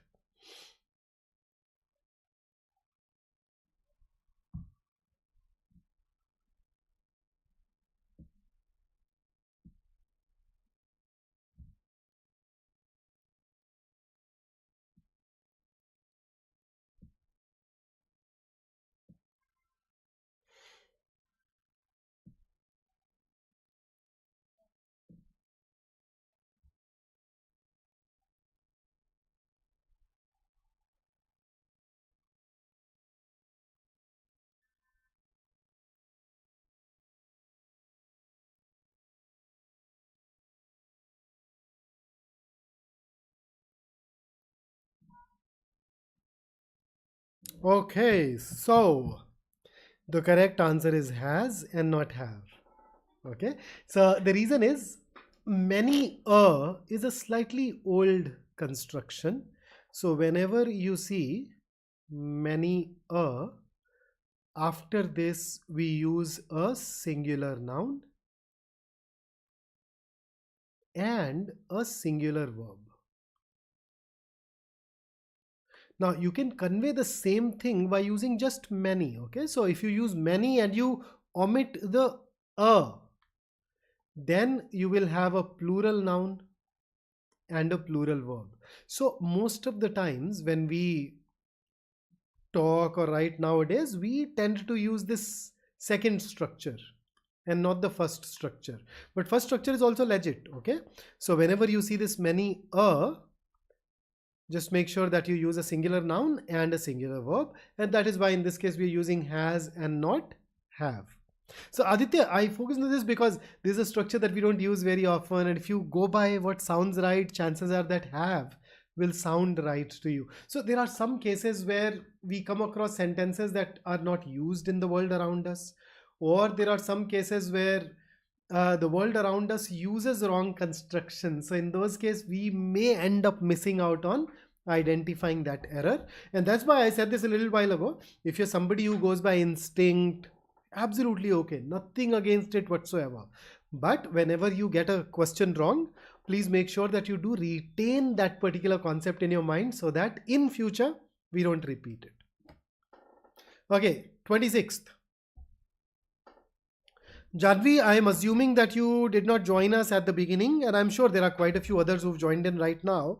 So it is supposed to be a marathon, but then, I also have a XAT batch, and with very few days to go in the batch that I teach here at iQuanta, we were talking about grammar and people were a little hesitant about subject-verb agreement and preposition. So we wanted to take a deeper dive into those areas. So हाँ, marathon में normally इतना focus करते नहीं हम एक section पे, लेकिन यार वो ना बैच वाले खूब सारे बच्चे हैं यहाँ पे, और ये दोनों हाई फ्रीक्वेंसी एरियाज हैं एग्जाम में एरर आइडेंटिफिकेशन के लिए. So it's going to benefit you as well.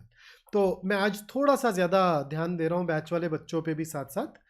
तो इसलिए आपको, और ये मैंने शुरू में बताया था कि थोड़ा अनयूजुअल होगा because we focus a lot on subject verb agreement and prepositions. That's what we want to focus on. तो वो है आज थोड़ा. हाँ, okay, so in this particular case, coming back to question number 26, this is the subject. And that said, I have another marathon with you guys a couple of days from now. I think 2nd को है मेरा next schedule. उस दिन proper marathon type वाला marathon ही करेंगे जिसमें questions करेंगे खूब सारे. Okay, so you have a noun squirrel and you have a noun pigeons. Now both of these nouns are joined using as well as. So what's the deal? When you have a noun and another noun and both of those are joined using subordinate conjunction,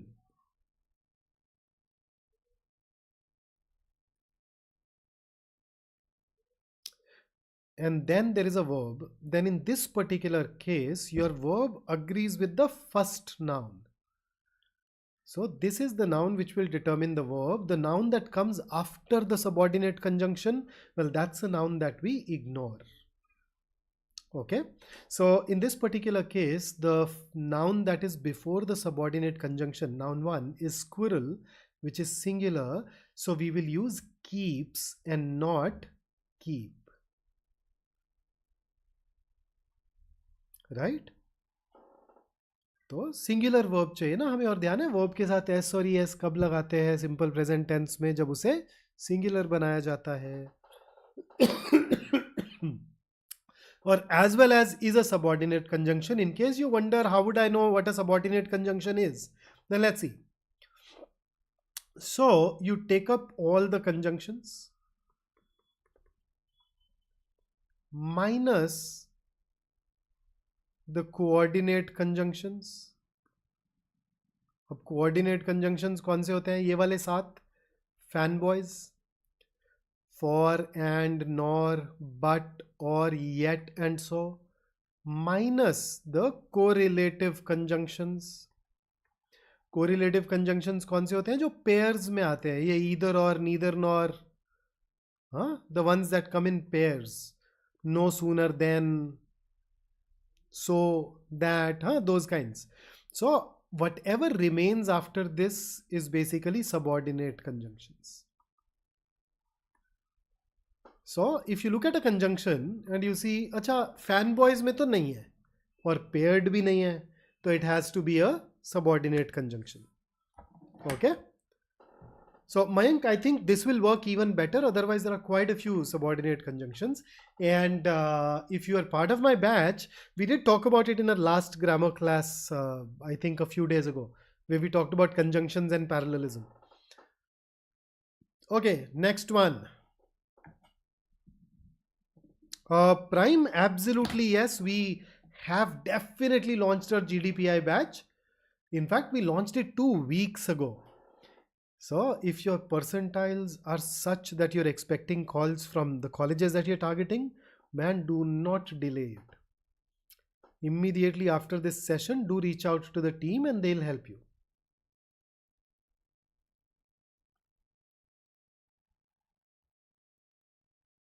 अरे कनिष्क, वो यार वो team ने ना पहले से plan किया हुआ था, मगर वो थोड़ा, मैं क्या बोलूँ यार, वो जिस बैच को पढ़ा रहे हैं उसके इंटरेस्ट थोड़ा ना सुपरसीड कर गए और जैट में दिन इतने कम है कि मैं नॉर्मली उनको एक्स्ट्रा क्लास दे देता, मगर एक्स्ट्रा क्लास देने का टाइम ही नहीं मिल रहा। तो मैराथन में मैराथन ही करते, बट अगली मैराथन प्योरली मैराथन रहेगी। बाकी if there is anything else that bothers you, worries you, concerns you, या just do reach out to me in the group and I'll help you.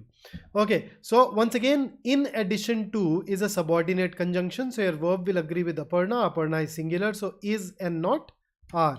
Okay, next.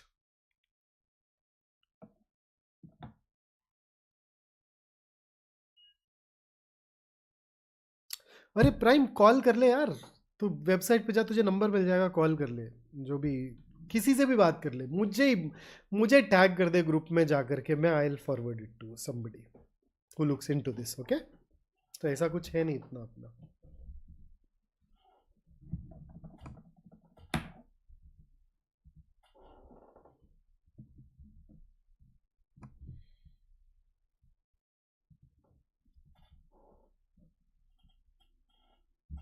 Okay, so you have I and you have you. Both of these are joined using as well as, which is by now you know is a subordinate conjunction. Okay, so in this cases your verb is supposed to agree with the first one, which is I. So which one of the three agrees with I? So if for a brief while, if I ignore this, what will you write? I is in the wrong, I am in the wrong, I are in the wrong. Am, right? So you'd still use am and not is or are. Are to definitely nahi yaar. Am. Ankit, 2 months ago, it has been 8 weeks since we started a CAT 25 batch. Oh. So am, another one of those questions which will trip those who just go by their instinct. Okay, next. So what's your take on this?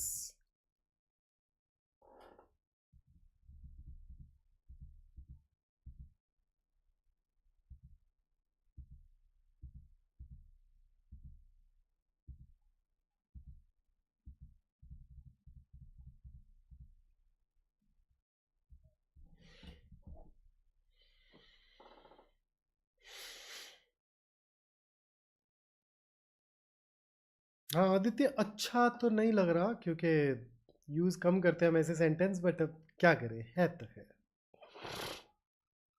Okay, अब ना ध्यान से मेरी सुनो बात। Whenever you start a sentence with here or there, then these sentences use a structure that you can think of as an inverted structure. Here and there are never the subject of your sentence. In these sentences, what you do is that you use here and there, then there is a verb, and then you have the subject of the sentence. So for example, I mean, I'm sure all of us have heard of this sentence, but let's see. Once upon a time, there was a king. Right? तो अभी इस structure में क्या है, king is the subject, and you can see king is singular. That is why the verb is also singular. Okay, now in this case, here and then you have a verb, and then you have the subject. So Ram and his two brothers. So Ram, two brothers, both of them joined using and. So this subject is now singular or plural? Ram and his two brothers, singular, plural?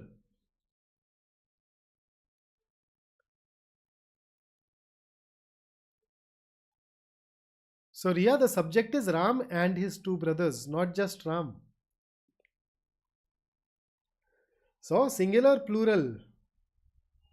Ram and his two brothers is coming के are coming? क्या बोलेंगे आप? Are coming, right? Are coming, isn't it? So, considering that our subject is plural, which one of these two verbs is going to be right? Come or comes, you know, S or ES makes a verb singular. Since the subject is plural, we'll use the plural and not the singular. So here come Ram and his two brothers.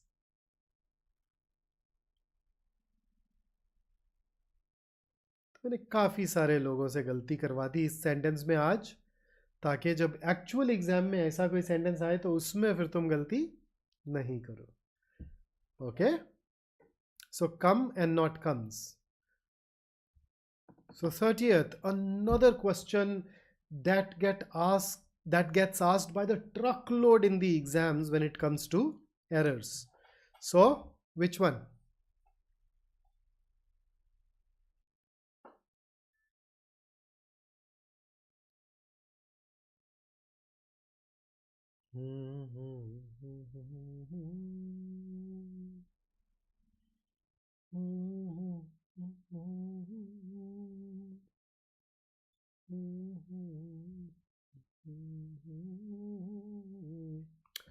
Okay, so this is a clause. In this clause, the subject is who. So these three words, who, which, and that,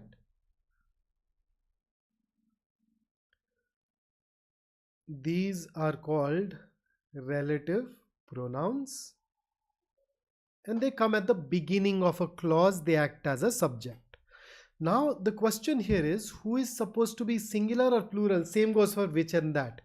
And the answer is, well, you don't have to worry. This pronoun refers to the noun that is closest to it. So here the noun that is closest to it is girls. So girls is plural, which means that who will also be treated as plural. So you don't look at who, you look at the noun that is closest to it and before it.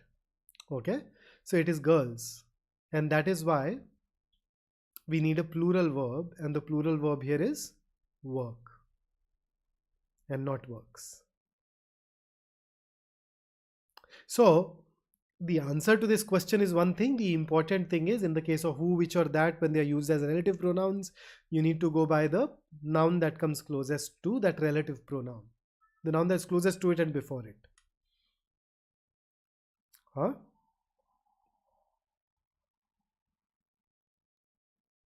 So you can actually think of it as, if I look at it logically, start here. Of those girls who work hard day in and day out, she is one. So she is one of those girls who work hard day in and day out. Right? 31. Am I a Parsi? No, I am a Punjabi.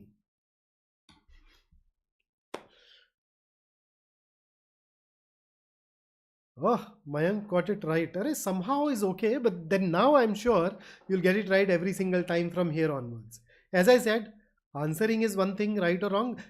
Getting that confidence behind your answer is another thing, क्योंकि exam में वो confidence भी साथ में चाहिए अपने को. तो वो वाला.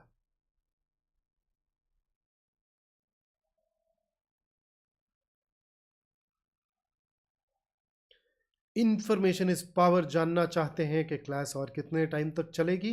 वो हमारे यहाँ ना वो करवाए जाते हैं चौकीज और जागरण. तो उसमें ना जो मंडली आती है वो बेसिकली बोलती है कि शुरू करने का टाइम फिक्स होता है ना 10 बजे से प्रभु इच्छा तक. तो 5 बजे शुरू किया था. जब तक ऊपर वाले को लगेगा चलवाना है चलवा देगा, उसके बाद फिर देखते हैं. जब तक मन होएगा करते रहेंगे यार. चिल करो. Okay, so the correct answer here is have. And there you go. So what is the subject here? The subject is the rich. Now listen to this carefully. You realize that rich is an adjective. So there are times when we convert an adjective into a noun. How do we do that? There are times when we put a the before it, then write the adjective. And this structure is used as a noun. These nouns are actually called adjectival nouns. And adjectival nouns are always plural. Okay? So जैसे अभी कल वो हुआ बिहार में है ना, aspirants के साथ, या ऐसे चलो वे पॉलिटिकल चीजों में नहीं जाते, but let's see. We say if I say the unemployed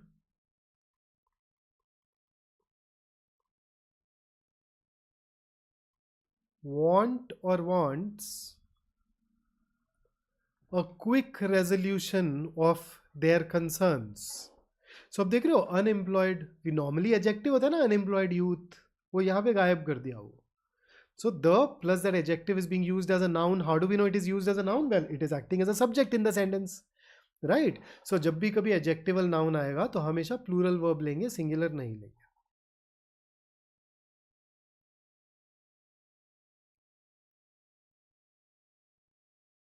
Okay?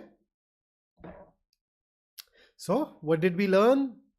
We learned about adjectival nouns and the fact that they are always plural. So they'll always take a plural verb.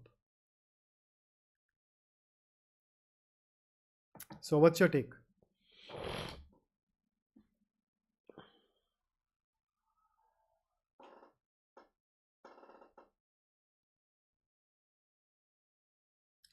इसके बाद 5 और questions करेंगे subject verb agreement के, फिर एक RC करते हैं, फिर एक पैसेज करेंगे, फिर उसके बाद प्रेपोजिशंस की तरफ चलेंगे.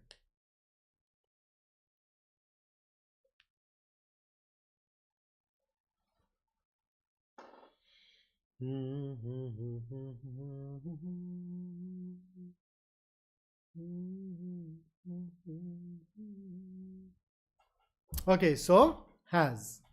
See, this is one of those peculiar sentences where, after is a preposition. But there are these sentences where we do use a preposition as a kind of a conjunction, but prepositions are not truly conjunctions.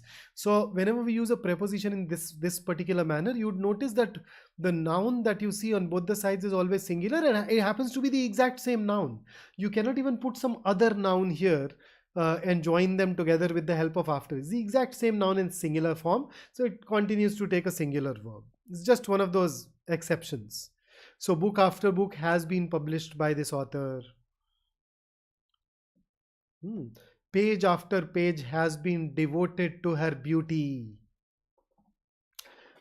Mayank books after books लिखेंगे तो sentence वैसे ही grammatically incorrect हो जाएगा, क्योंकि after उस तरीके का after is not a conjunction after all, it's just one of structures that people do use. These nouns have to be singular. Okay, next 33rd.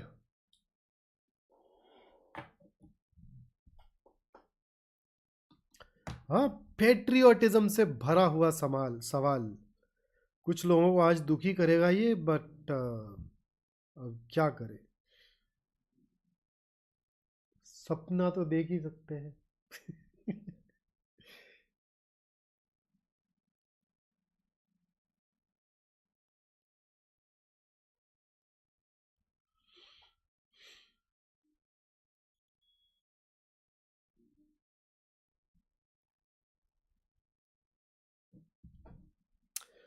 Okay, so the correct answer is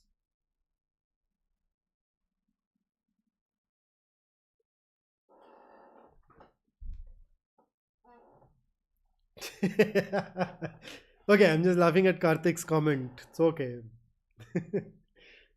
I understand the Munna Bhai reference and the pain that goes with it. I know. Okay, so what do I mean by this? If you answered a has, that's correct. But then if you answered have, that's even better. So both of these are grammatically correct. I've put 2 ticks over have because have is used more frequently in such cases in your newspaper. I don't know whether you've paid attention to this or not, but names of, name of a club, city, state, country,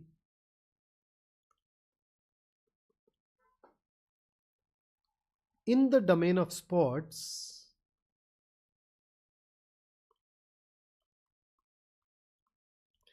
you can treat it as plural.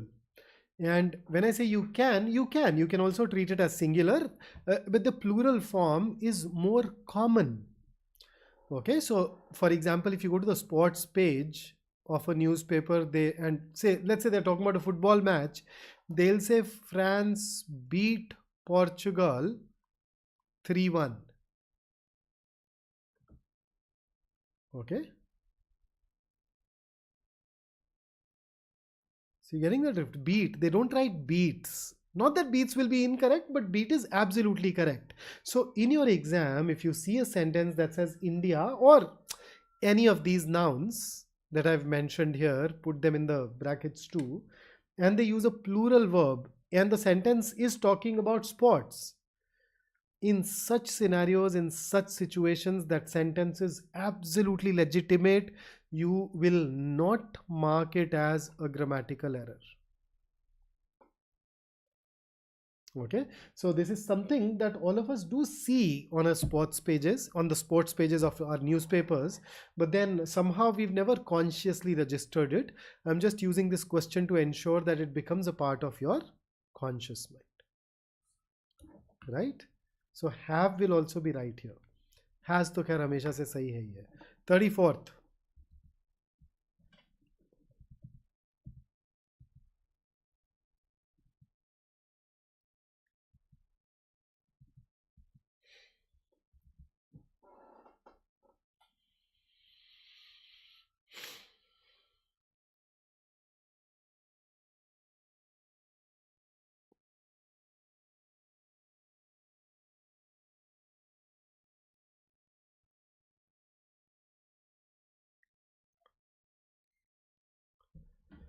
Okay, so a lot of answers are streaming in, and I think almost everybody is right.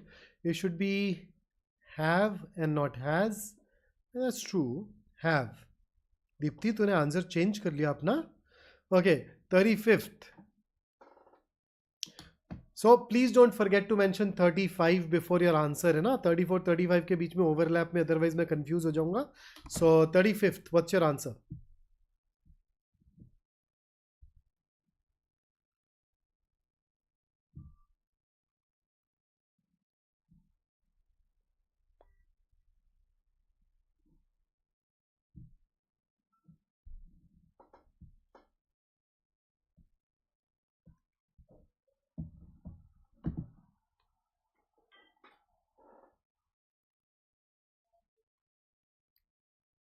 Yes. So has and not have. So basically, if your sentence says a number of whatever, you'll always use a plural verb. On the other hand, if your sentence uses the number of, it will always have a singular verb. And the reason is a number of is a fractional expression. It talks about a part of the whole. So that fractional expression plus of rule comes into picture. So the noun that comes after the preposition determines the verb. And in such cases, the noun that comes after will always be a plural. Otherwise, we'd never be able to use a number of. Right? So because the noun is always a plural, I already know that it has to be a plural verb. But when you say the number of, it is not a fractional expression. Here the noun that acts as a subject is number, and number is singular. So we'll always have a singular verb. Okay. Here is the next one. Second last question from subject verb agreement, and then Ria, we will solve a passage together.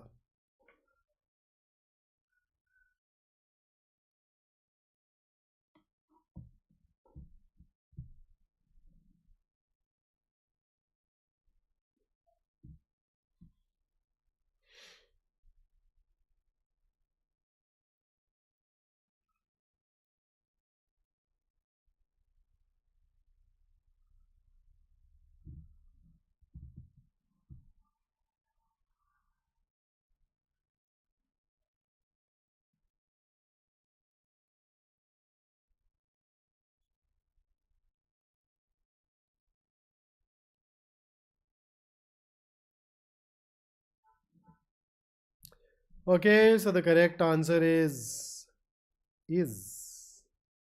and not are. Measles is the name of a disease. So not every noun that ends in S or an ES is a plural. There are plenty of nouns that do end in an S or an ES, but they are singular, na? Because they're names of something. So when you talk about, say, physics, similarly, if measles, mumps, these are names and therefore singular. So is. And here comes the last question for you. Has or have? Last for subject verb agreement, then a passage.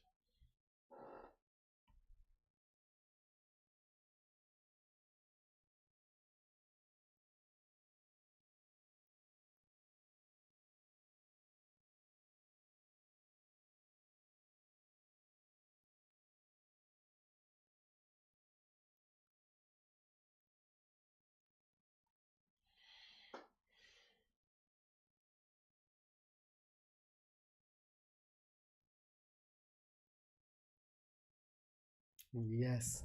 So the subject for this verb is Tim Berners-Lee. It's just that the subject and the verb and subject have been separated by a lot of things in between. So there are times when we may lose track of that, but it's really heartening to see that you did not fall into that trap. So it is has and not have.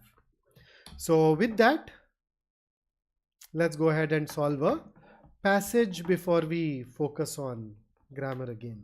So any question from subject verb agreement in the interim otherwise? Anything that has bothered you and you want me to weigh in on that? So let me now bring in the passage. So don't forget to use the seeker of your YouTube video to go back and refer to the passage when we eventually move over to the question. So here you go.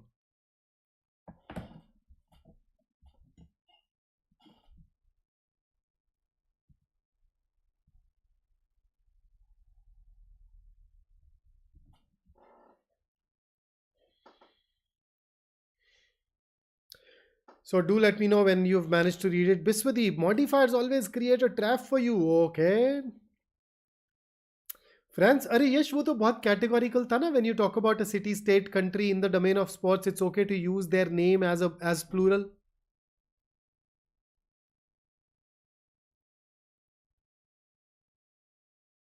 Janvi says, I do not know why I am confused. अरे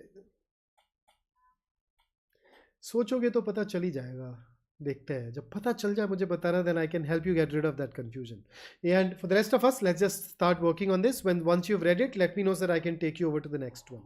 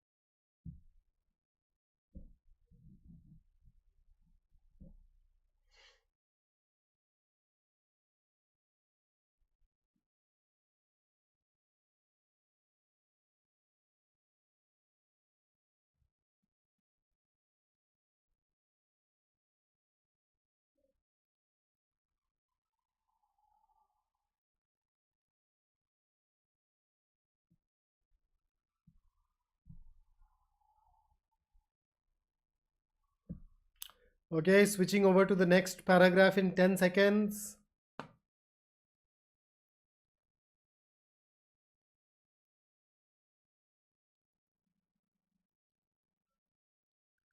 Here you go.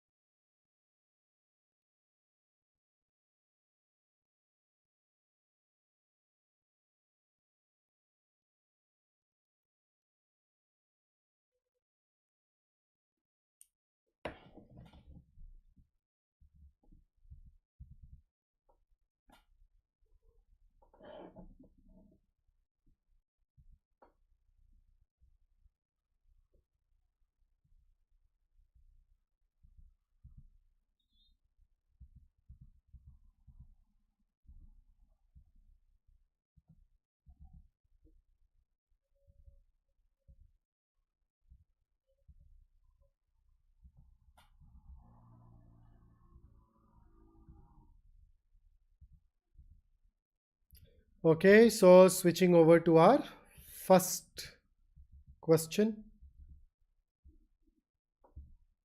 So here you go. What's your answer to question number 1?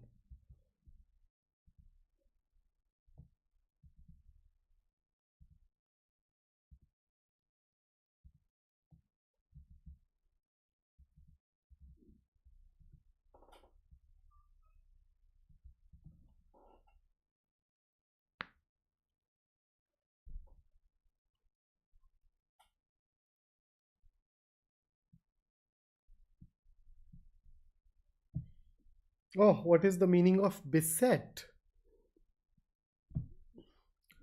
If you're beset, then basically you're facing a lot of troubles, a lot of problems.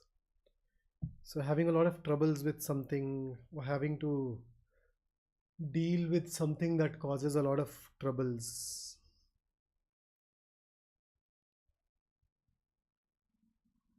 We normally use by or with after beset.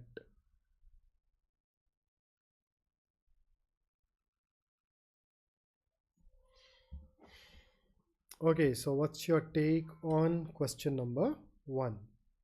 So first up, we've just read a passage. The passage is about sustainability and the Tamil Nadu government's commitment to ensure that sustainability. Uh, and when you look at this particular passage, this particular question, you just need to focus on the opening lines of the passage. It says ensuring sustainable development requires more than good intentions and verbal commitments, and yet commitment is that crucial first step. So going by that, we can arrive at C. Orally and publicly declaring one's objectives is not something that has been mentioned, and therefore we can eliminate E. So just need to go back to the first few lines and you'll find your answer there. Okay, so with that, let me take you over to question number 2. So it's basically kind of a specific detail question that needs you to have a bit of comprehension and a bit of overview of the passage. Otherwise, this can turn out to be misleading. Okay, second.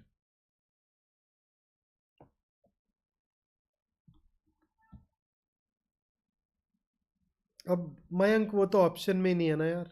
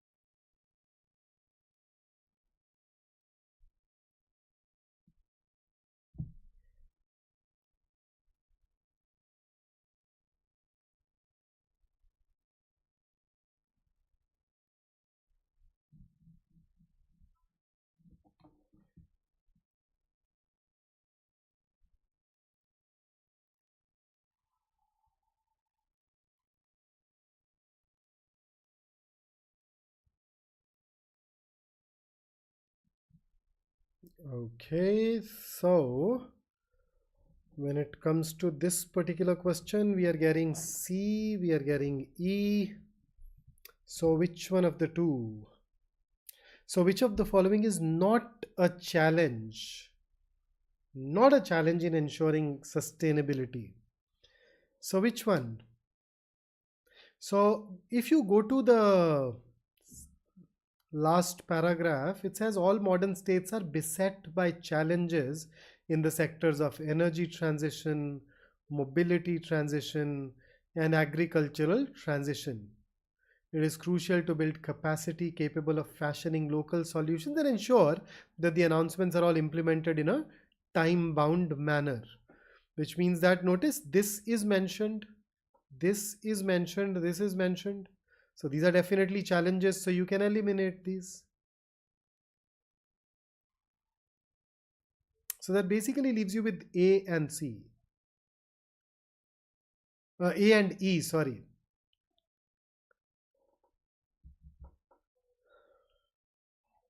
Now, when it comes to E, is lack of funding mentioned anywhere?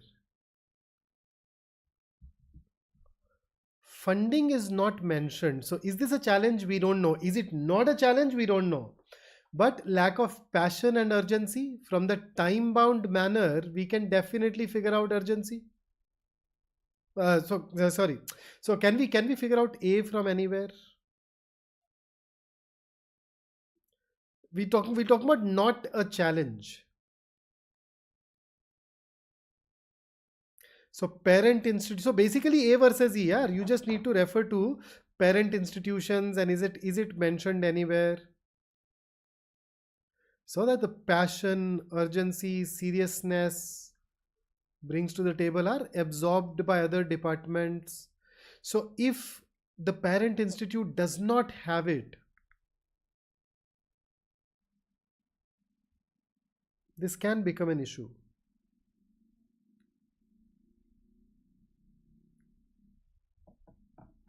So you're getting the drift. So now that we've looked at it, which way are you leaning? So we can get A from there. It can become a challenge, although it's not explicitly mentioned, but these are desirable traits in a parent institution. If a parent institution lacks these, then these can become a challenge, because then the rest of them will not be able to absorb it. And that is where E will be a, sorry, will be a better choice, because it's not mentioned anywhere. So that helps us lean towards E. Okay, next.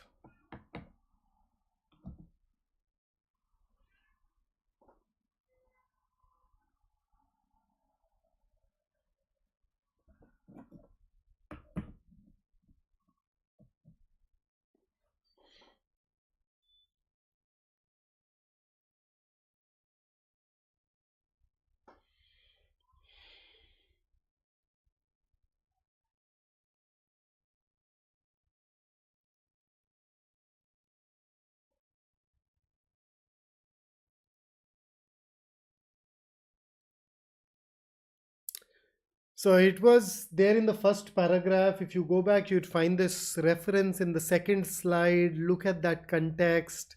And then in that context, just try and see what best fits in the mention. Yeah. So C it is.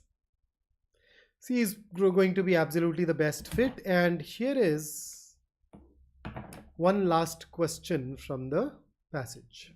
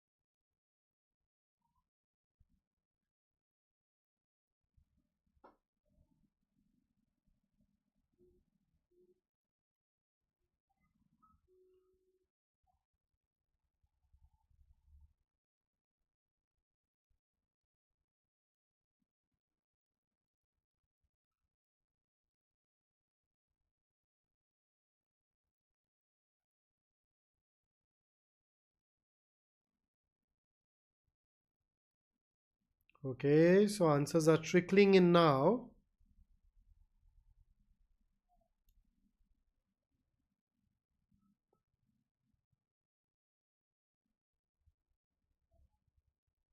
So C versus E. So we basically, C or E, both of you are saying that first is all right. We just need to look at third. Tamil Nadu government's action plan to tackle the climate crisis is difficult to replicate. Basically, it means that we cannot go ahead and apply this plan elsewhere. I think this is something that cannot be determined on the basis of the passage. So how do we know that it is difficult to replicate? We don't. I mean, there is no reference that it is something that is suitable only in the context of Tamil Nadu and will not work anywhere else, or other places have some inherent challenges so that this plan cannot really be used. So third is not true. And if third is not true, we can eliminate B, C, and D. A, okay, let's look at second. Countries cannot take steps to arrest climate change without help from the UN. Not mentioned anywhere in the passage, so we don't know whether it is true or not. There's something that you would be able to label as can't say. So even second is not true. First, on the other hand, is true, yes. And therefore, our answer is E. Okay, so that's about the passage. And with that, let's get into this other area of grammar that we wanted to go ahead and talk about today. And that area is prepositions. But before I make that switch, any questions with respect to RC? Anything in RC that you want to talk to me about? But koshish kijiyega that you don't ask me a generic question like how to become more accurate, because when a question is broad, the answer will also be broad, okay? If your questions are more specific, we can then that generally helps me to give you answers which are very specific.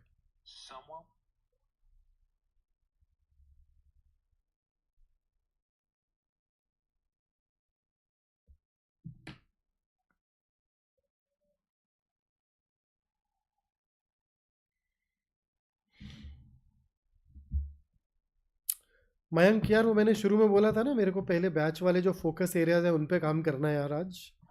मतलब सोचो, batch के बच्चे अगर बिना पूरी तैयारी के चले गए तो वो ज़्यादा, वो प्राइमरी ऑब्जेक्टिव है यार मेरा.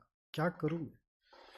हाँ. So can we go ahead and solve more RCs in the next marathon? We can, and besides, we have taken a lot of sessions for you on this channel where we have worked on RCs and other things.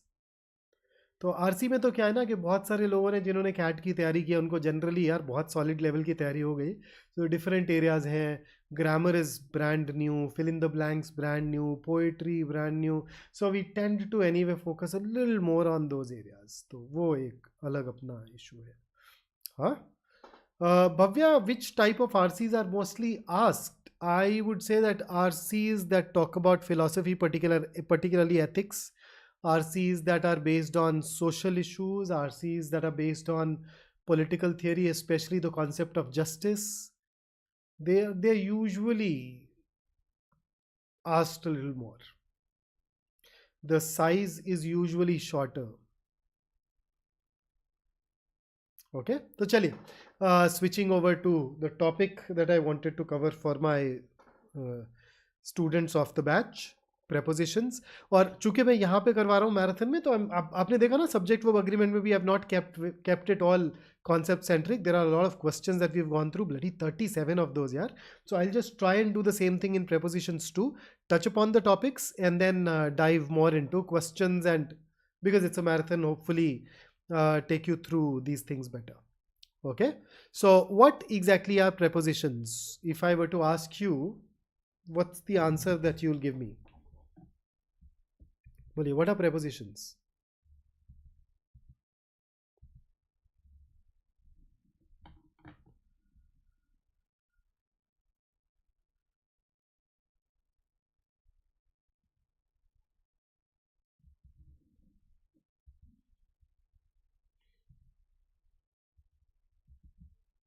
So when I ask this question, a lot of people tell me that prepositions are words that show positions, which is a very common mistake, and I know where this comes from. I mean, the word itself has position in it, so we kind of think of it that way, but aisa hai nahi. Kanishk, joining words are called conjunctions, so the prepositions show a sort of relationship, but they don't join. Sorry guys. So prepositions are prepositions. Why do we call them prepositions? They are short words or a set of words. Prepositions need not be just one word. There are times when they have 2 or 3 words as well. Those 2 3 words come together to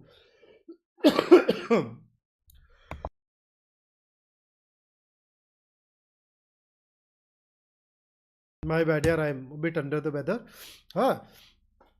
So they are called prepositions because they come before. Pre is before, so they are positioned before a noun or a pronoun.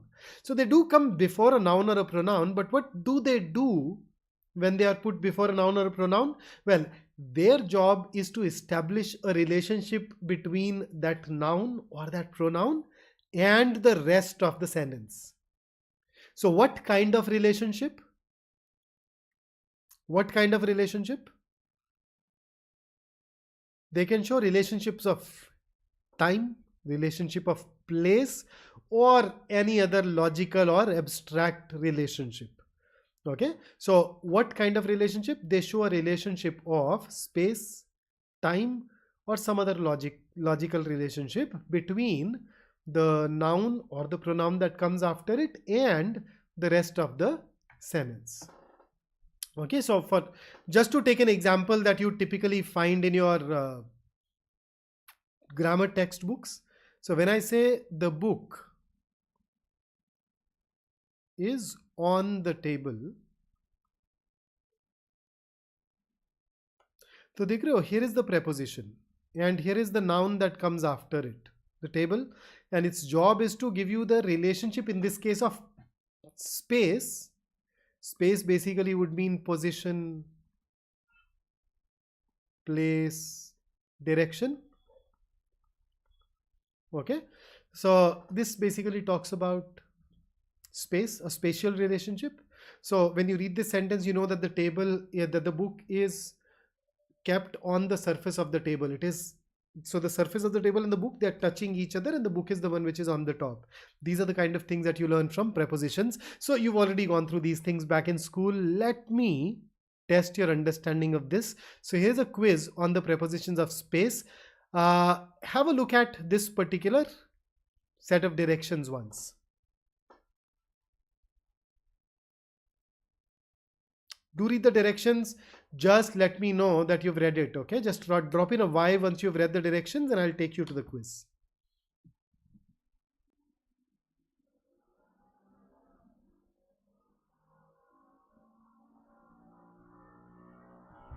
Done. So here is the image. So whatever you choose for the blank should be based on this image. Okay, so I know that in isolation, when you fill a blank, you can write whatever. There are times when you can write multiple prepositions, but here you'd be guided by this particular image. So I am putting the image right on top here, and here are your sentences. So go ahead, answer these, and then we'll discuss. इसमें कहीं कोई issue आएगा तो देख लेंगे. If you happen to have some concern, then we can look at it. Otherwise, we can move over from these.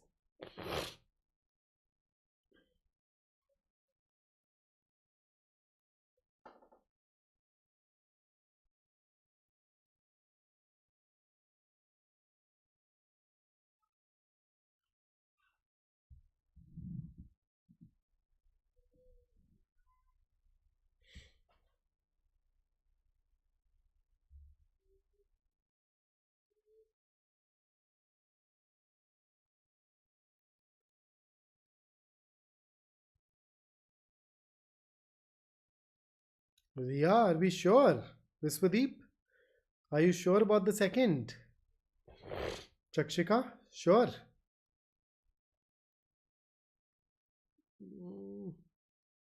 Across.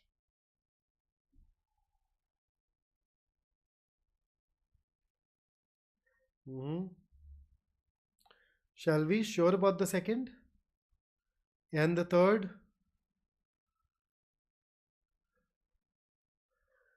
Oh. Ooh.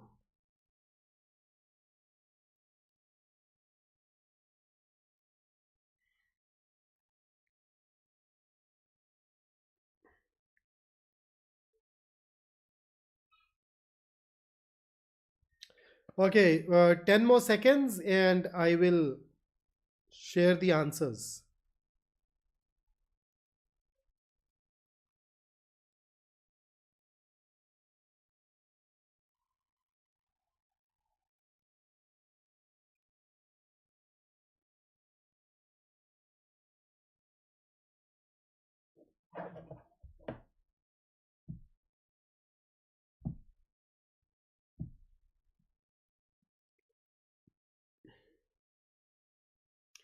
All right, so here is my take on these 9 sentences. So here is the first one in the picture, but I think everybody has got this right.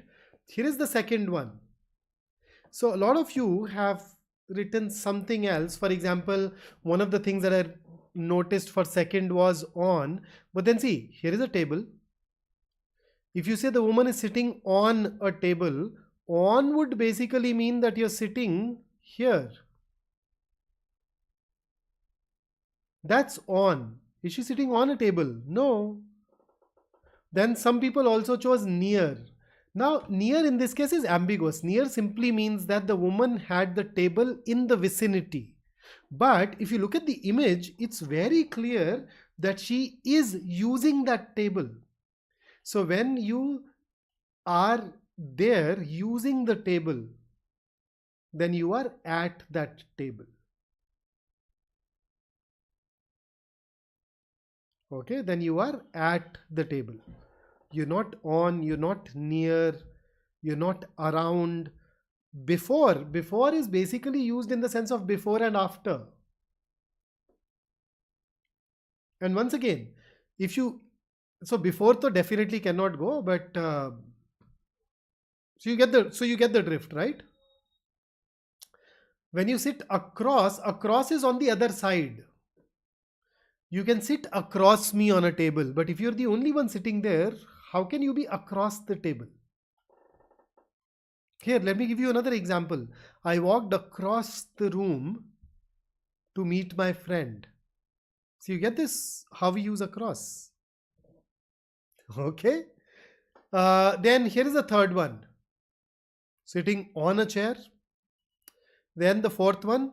In the fourth one, I noticed that some of you have also used in front of, and that's also correct. So you can use opposite. You can also use in front of. Both of these are going to be fine. Nothing wrong here.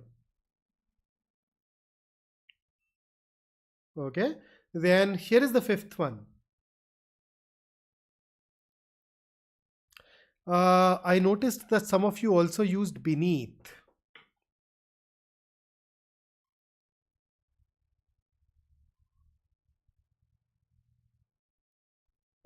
Will beneath be all right? If there is something which is below the level of something else and is touching the ground, then we use under.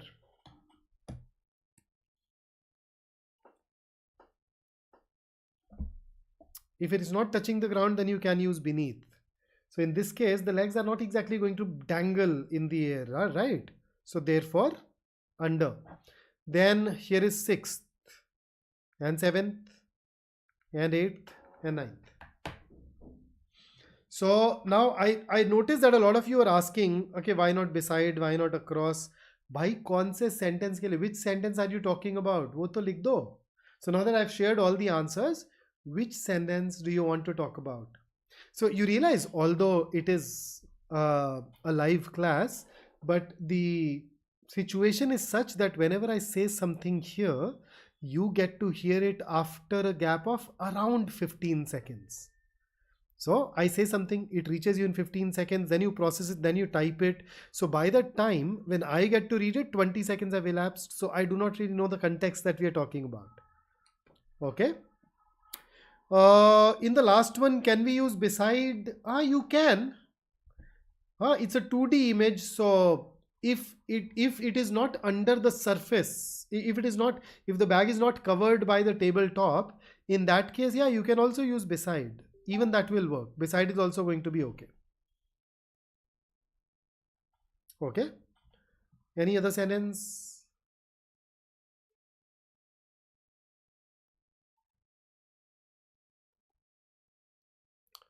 In front of, for second, see, for second we are categorically clear. If you are using the table, then you are at that table. No other preposition can go there then. Okay, beside, for the, once again, beside basically means to the left of or the right of something, right? So is the table to the left or right of that woman? Even if she were not using it, you'd still not be able to use beside there. Fifth में क्या करने का भाई? Under हो तो गया, अभी और क्या मतलब? नाइन्थ में नियर बोल सकते हो, बोलने को तो बोल ही सकते हो. बट वंस अगेन बिलो नहीं हो सकता क्या? वो touching the surface, touching the surface है तो अंडर करना पड़ेगा, दूसरा कुछ नहीं कर पाएंगे. And I've already addressed the second, so hopefully that will help. So I think you get this, right? हाँ, तो ये तो हो गए थोड़े अपने ये वाले prepositions, जनरल यार जो तुमने स्कूल में किया हुए हैं. Let me talk about some common confusables, some prepositions that bother a lot of people, and let's ensure that the confusion vanishes today. ना बाय नहीं कर सकते बैडवेल इन द सिक्स्थ. बाय तब यूज करते हैं जब आप कोई डिवाइस या इंस्ट्रूमेंट यूज कर रहे हो. सो let us say I am holding something bye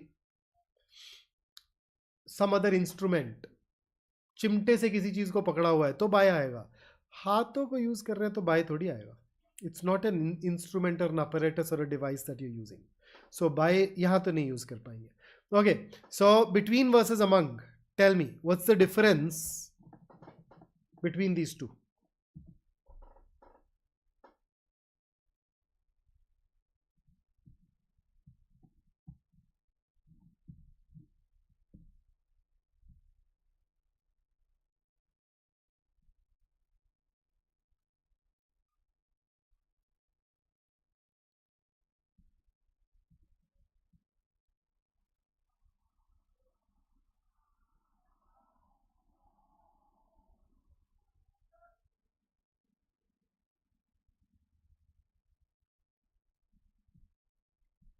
सो चलिए देखें क्या डिफरेंस होता है इन दोनों में. तो एक ना कन्वेंशनल सा सिंप्लीफाइड सा व्यू है. पीपल थिंक दैट दो है तो बिटवीन, दो से ज़्यादा है तो among, but things are not as straight forward. Okay, so if your sentence talks about two entities, yeah, definitely between. But if there are three entities or more than three entities, is it automatically going to be among always? No. If you happen to have more than two entities, then you ask yourself a question. So your sentence is talking about more than two. Now check each one of these items, each one of these entities is individually named or not. So if they are individually named, even though the sentence gives you more than two, we continue to use between. If they are not individually named, it's only then that we use among. For example, check this out. You notice we are talking about three.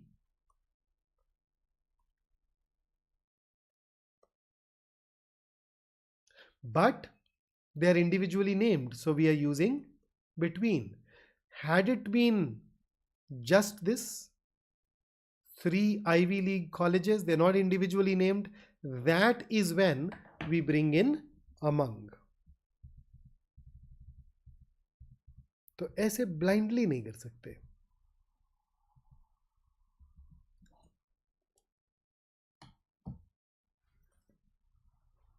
ठीक है, so I hope that helps.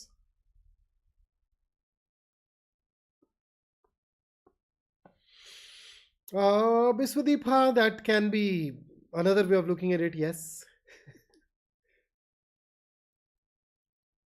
They say the series will be played between India, Pakistan and Sri Lanka.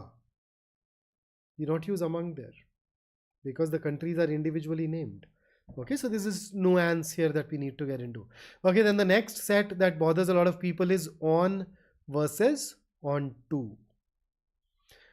Now, instead of telling the difference, how about I give you some examples and then I ask you? Ready? Here.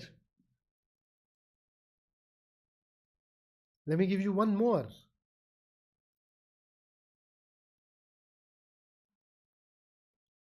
So what do you think?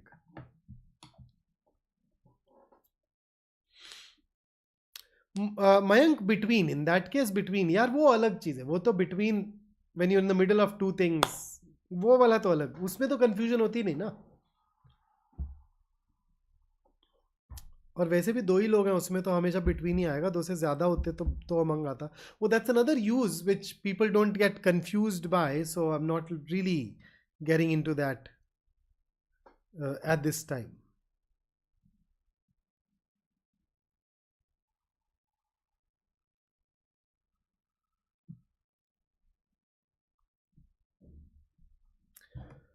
Okay, so difference. So okay, so on is static, on to is motion, movement, right? So here is a sentence and here is another one. Which one is right?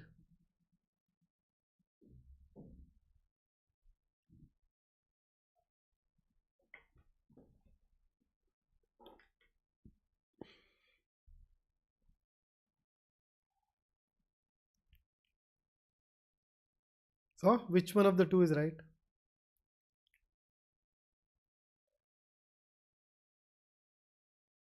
In both of them, the verb is drove, so there is movement, motion. So that's another way of looking at it. Both of these are right. Mayank, we are looking at grammatical issues. Okay, so the difference between the two though is that, see, here is a road with a footpath.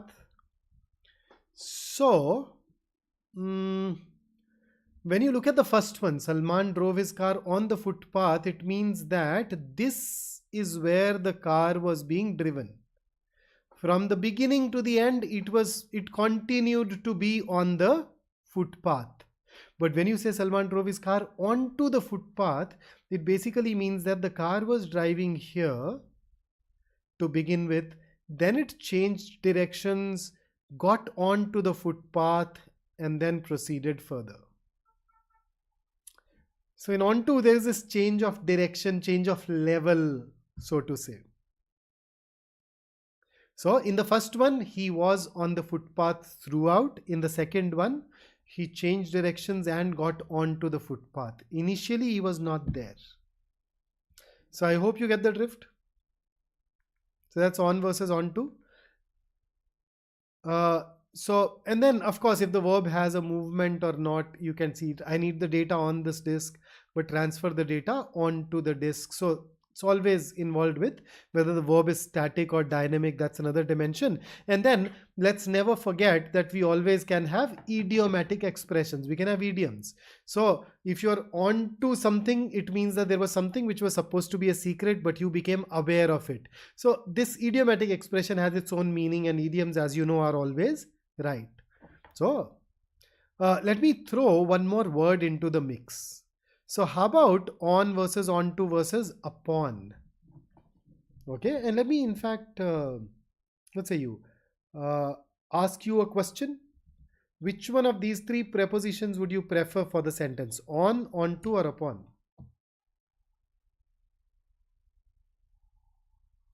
Mayank into तो नहीं use करते देखा यार मैंने कभी.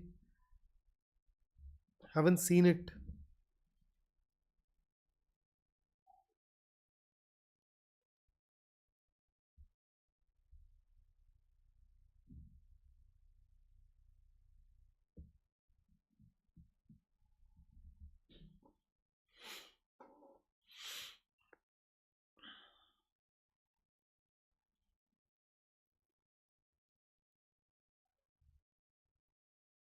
Okay, so the core question that we need to basically answer or address or master is, hey, what's the difference between on and onto and upon? We know on and onto. What is upon? How do we do it? So let's see. Let me give you an example. Let us say that there was a house,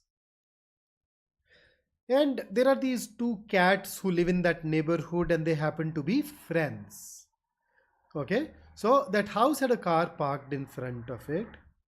Now, one of those two cats was sitting on the roof of the house, whereas the other one was there down on the street below. So both the cats were talking to each other, and they said that, hey, how about meeting on the roof of the car? So in the case of the first cat, that's cat 1. Meeting on the roof would involve, basically she'd have to jump from the rooftop to the top of the car.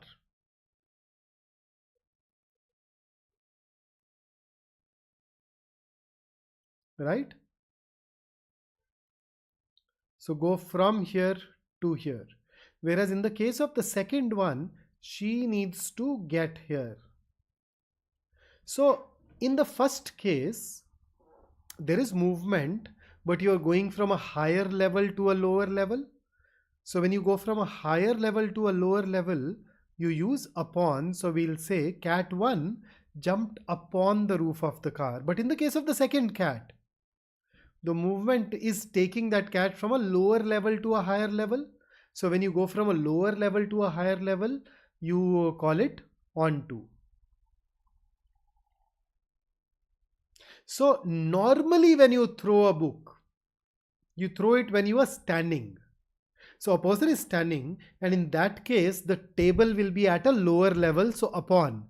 But rarely, in some cases, some freak cases, maybe you're lying on the floor and then you throw a book on the surface of the table. In that case, the surface of the table will be above you. In those cases, it can even be on to. So there you go. Shall we say, I see 3 cars? You can see 3 cars, 20 cars. I'm talking about the ones in the image though. Image में तो एक ही car है यार. Maybe you want to see that you see 3 cats. Maybe you have one of your own around you. So yeah, in that case, yes, you can see 3 cats. Huh? Acha, Shalvi says, cats are referred as cars in meme slang. I have no idea. अब रिया पता नहीं यार, same level पे मैंने कभी देखा नहीं ऐसा, इतनी डेप्थ में मैंने देखा नहीं कभी. लोग ऊपर से या नीचे से ही फेंकते हैं. जनरली ऊपर से तो अपॉन होता है, नॉर्मली अपॉन, कभी कभार ऑन टू. मूवमेंट है तो ऑन तो आएगा नहीं, तो वो डिटर्मिन कर लेना. Higher level to lower level versus lower to higher. Okay, then here is the one which is similar to on and on to, in versus into. So see this, I am in the room but he walked into the room. So if the verb is static, it is in. If the verb is dynamic, if the verb contains some sort of movement, change, then you use into. So the children are spending their afternoon in the pool but the children are jumping into the pool. So उस sense में वही in versus into, on versus on to जैसा ही है, right? So if I say he drove in the city, he drove into the city. अब इसमें वो हो जाएगा कि आप बाहर से आ रहे हैं कि नहीं. If you are in the city and you're driving तो in, but if you're coming from some other town and entering the city तो उस केस में into हो जाएगा. So वही context driven थोड़ा थोड़ा हो जाता है. But then check this, could you translate this poem? अब here the verb is translate, it involves movement, so we'll always use into and not in. Or look at the next one. The verb says convert, some sort of dynamic process, some movement happening, so into will not be able to use in. So these kind of things. So a bit like on versus on to. And here is a classic that gets asked all the time in the exams. Beside versus besides, a lot of people confuse these two. So इसमें basically क्या है? Beside basically means next to. Beside essentially means to the left or right of, to the left of something or to the right of something. Okay, so if we ask somebody to sit beside me, we want that person to be right next to us, to our left, to our right. Okay, I always keep a book or two beside my bed, next to. बहुत आता है ये दीप्ति, बहुत आता है. हर जहाँ grammar पूछी जाती है उसमें it's one of those high likelihood areas.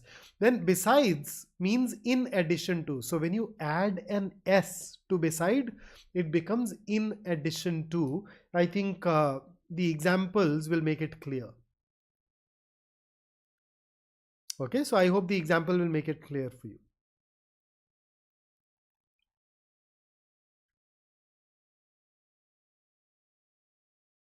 Fair enough? Then we have since versus for, another classic, another biggie that gets asked a lot.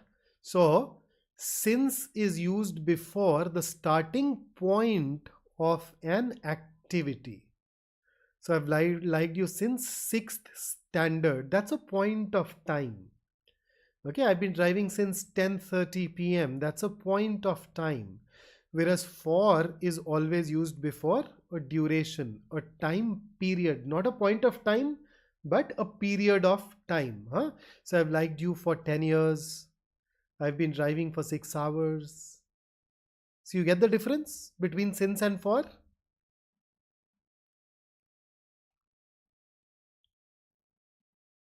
If you do, then why don't you answer these 5 questions? Just put a since or a for and then we'll see.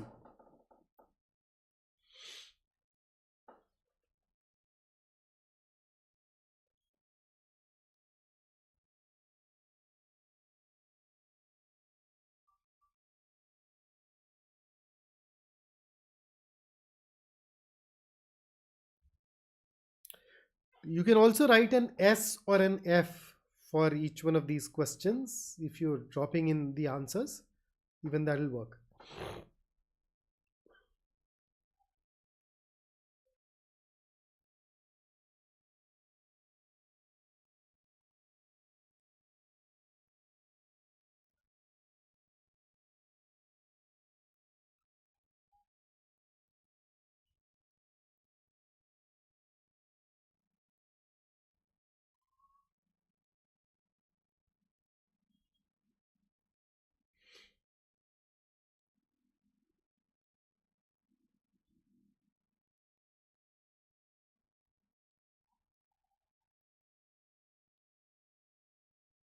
Okay, so here are my answers.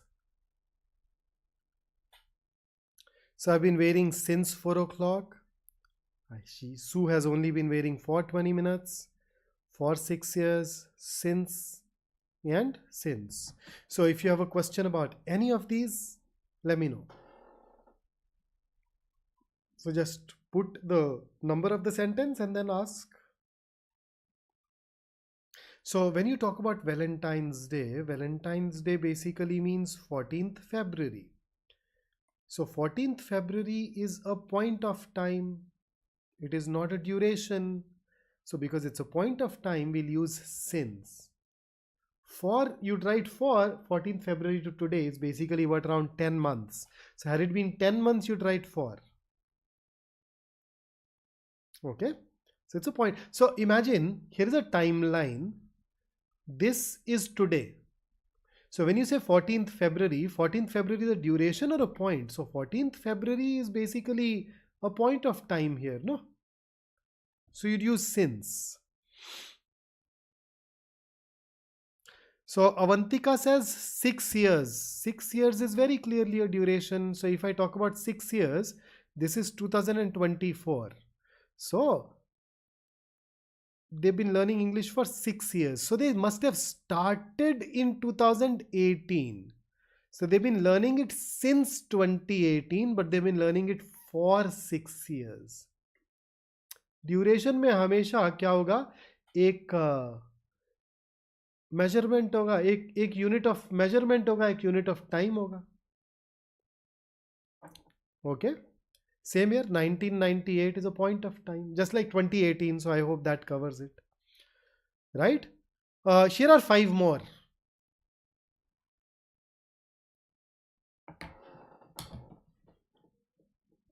Now that we've talked about since versus for, there 5 more so that we solidify our understanding.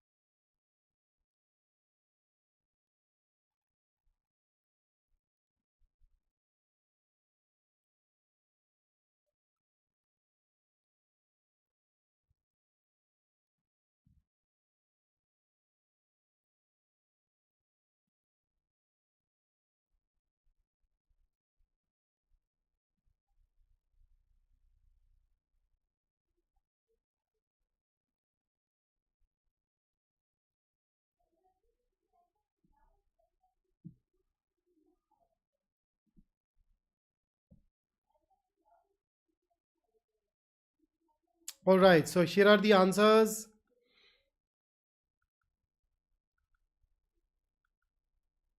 Okay, now 8th, you can put since, you can also put for. Both of them are going to be in that sense, right? But for will give you a different meaning. Okay, if you say I have not eaten anything for breakfast, it simply is another way of saying I did not have breakfast.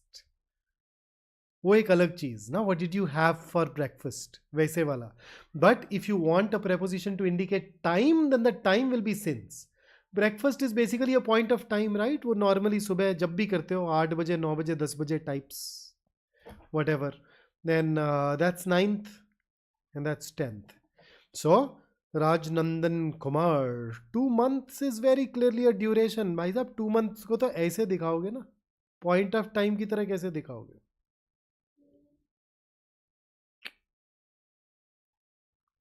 Okay. So, Vishal, in that it will change the meaning. It can come in, but it will change the meaning. So time वाले sense में देखेंगे तो अभी भी खाली since ही आएगा, क्या मतलब preposition of time की तरह देखेंगे तो वो एक अलग चीज. ठीक है? So that's about since versus for, and that takes us to the category that makes prepositions challenging for non-native users of English, or for those users who do not use English in their day-to-day life. So have you ever paused to wonder why we get so many preposition based questions in the exams? No matter which exam you aim for. कोई भी exam देके देखो, grammar अगर आती है तो बहुत prepositions के काफी क्वेश्चंस आते होंगे. क्यों? See, if you look at English, within English there are areas that you can master by studying English. There are areas where if you sit down on a table and a chair and work, you can become excellent at those things. But there are some areas that you cannot master by just studying. Well, there are areas that you can master only when you use that language. Now, prepositions happens to be one of those areas, and the reason why you cannot master prepositions sitting on a table and a chair is this concept of dependent prepositions or fixed prepositions. Now, what do we really mean by it? When I say dependent, what do I really mean by it? So see, dependent prepositions depend on the verb or the adjective or the noun that comes before them. Okay, so these are prepositions that depend on what comes before them. For example, have a look at this sentence. They say, I am interested in photography. अभी इसमें वो इन क्यों आया? क्योंकि इसके पहले interested है. अब इंटरेस्टेड के बाद इन ही आएगा. There is no rational behind it. ऐसा कोई लॉजिक नहीं है इधर, बट ऐसा ही है. For that matter, even if you use a synonym, let's से अभी इंटरेस्टेड का सिनोनिम क्या हो सकता है? डाल के देखो, replace it with some synonym. Let's say if you put keen, तो क्या कीन के बाद इन आएगा? नहीं, you are keen on something होता है. कोई रैशनल थोड़ी है. अब है तो है. सिमिलरली वर्ब्स अभी depend on their parent. So depend के बाद ऑन आता है या अपॉन आता है, या nouns there is no solution to the problem. अब सॉल्यूशन के बाद टू आता है. Once again there is no logic here. Okay, so for instance, let me just pick up something. Here is a verb for you. This will help you. This will help me demonstrate one more thing. Agree. So which preposition do we use after agree? Which preposition do we use after agree?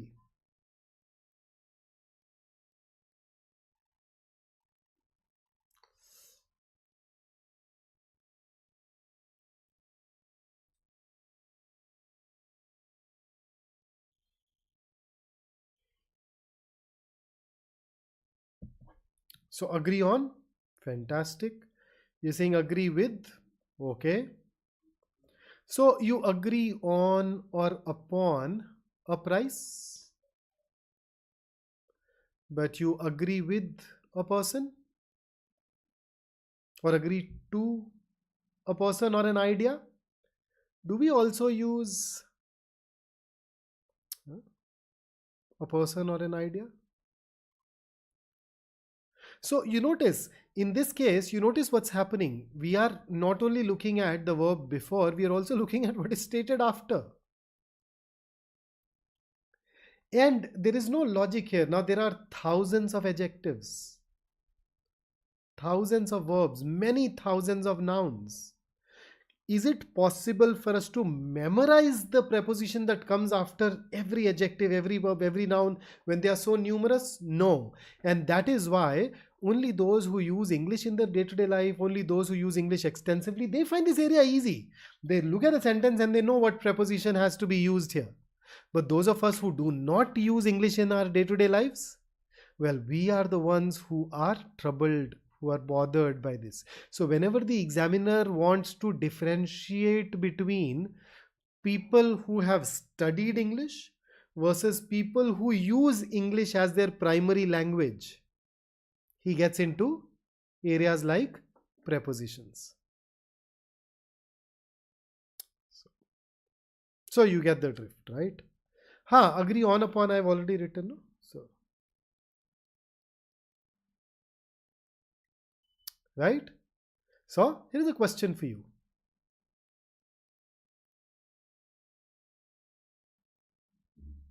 Mayank, that's a very good idea. So please make sure. So the whole story is, yeah, make sure that you use English as a primary language. That will take care of a lot of issues for you. That'll make you quite good in the exams in quite a few respects. Mayank says, I cannot hear you anymore. Let me just check the audio at my end. The audio is fine at my end, yeah. No problem with the transmission. I'm able to hear it. And through YouTube. So if I am able to hear it, I'm sure transmission वाले end की तो problem नहीं है. Okay, so the correct answer here is B.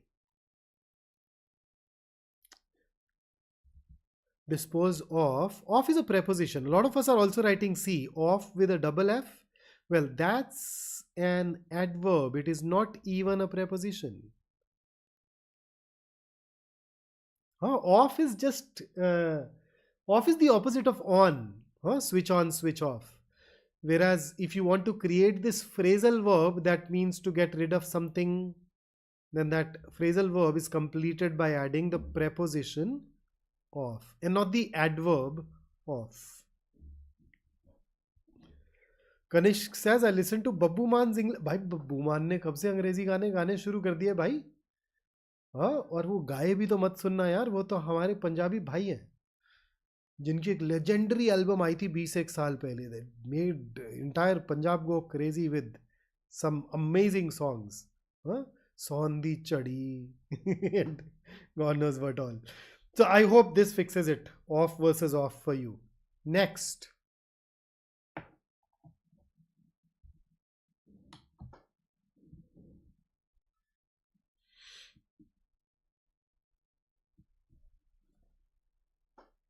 Oh, it had that other song as well that is played a lot in Punjabi weddings.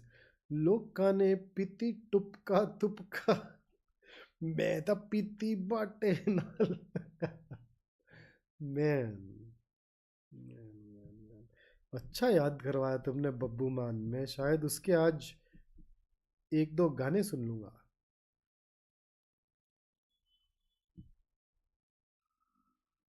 वो keep of the grass में double F आएगा भाई, उसमें single F नहीं आएगा.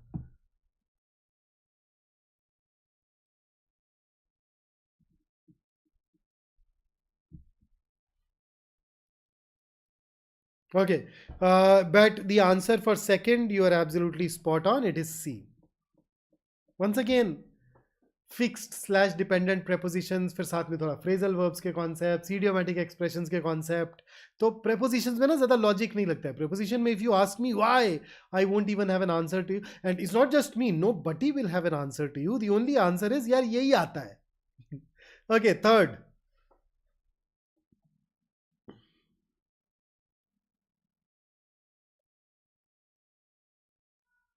Miss Pooja. ओ तो पंजाबी वाली miss Pooja. For a while I read this as, पता नहीं मेरे दिमाग में ढिंचाक पूजा क्यों आई पहले.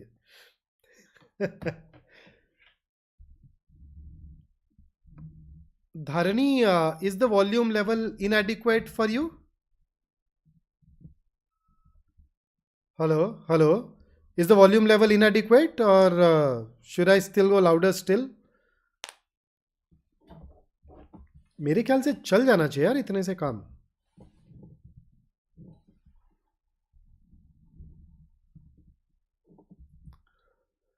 अब मतलब वैसे अगर देखें तो कॉन्ग्रेचुलेट के साथ दो ही प्रेपोजिशन तो यूज होती हैं.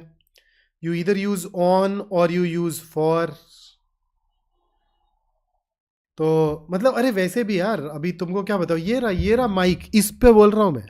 वो थोड़ी सी दूर है मगर काफ़ी सेंसिटिव माइक है यार, इतनी प्रॉब्लम होनी नहीं चाहिए. इतना बड़ा बढ़िया माइक छोड़ रखा है हमने सिर्फ इसलिए कि आपको आवाज़ साफ आती रहे. ओके, सो ऑन या फॉर के अलावा और तो कुछ यूज़ होता ही नहीं है. फॉर इसमें है नहीं, होता तो थोड़ा ज़्यादा सोचते, but otherwise it has to be B. Okay, question number 4.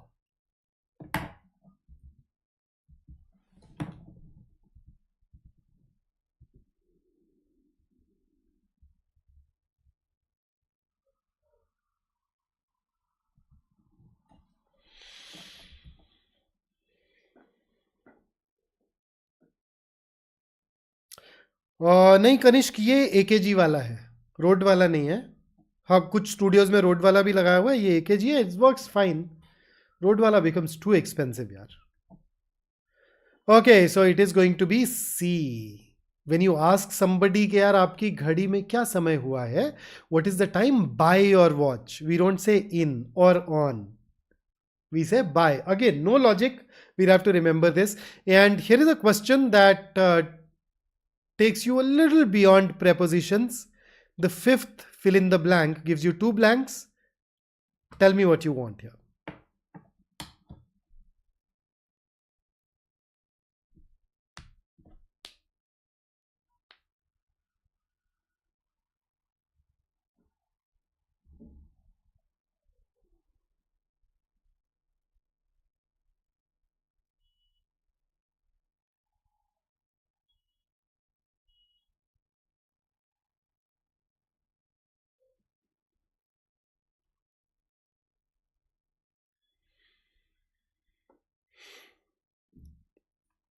So when you get something wrong, we say that you are in the wrong.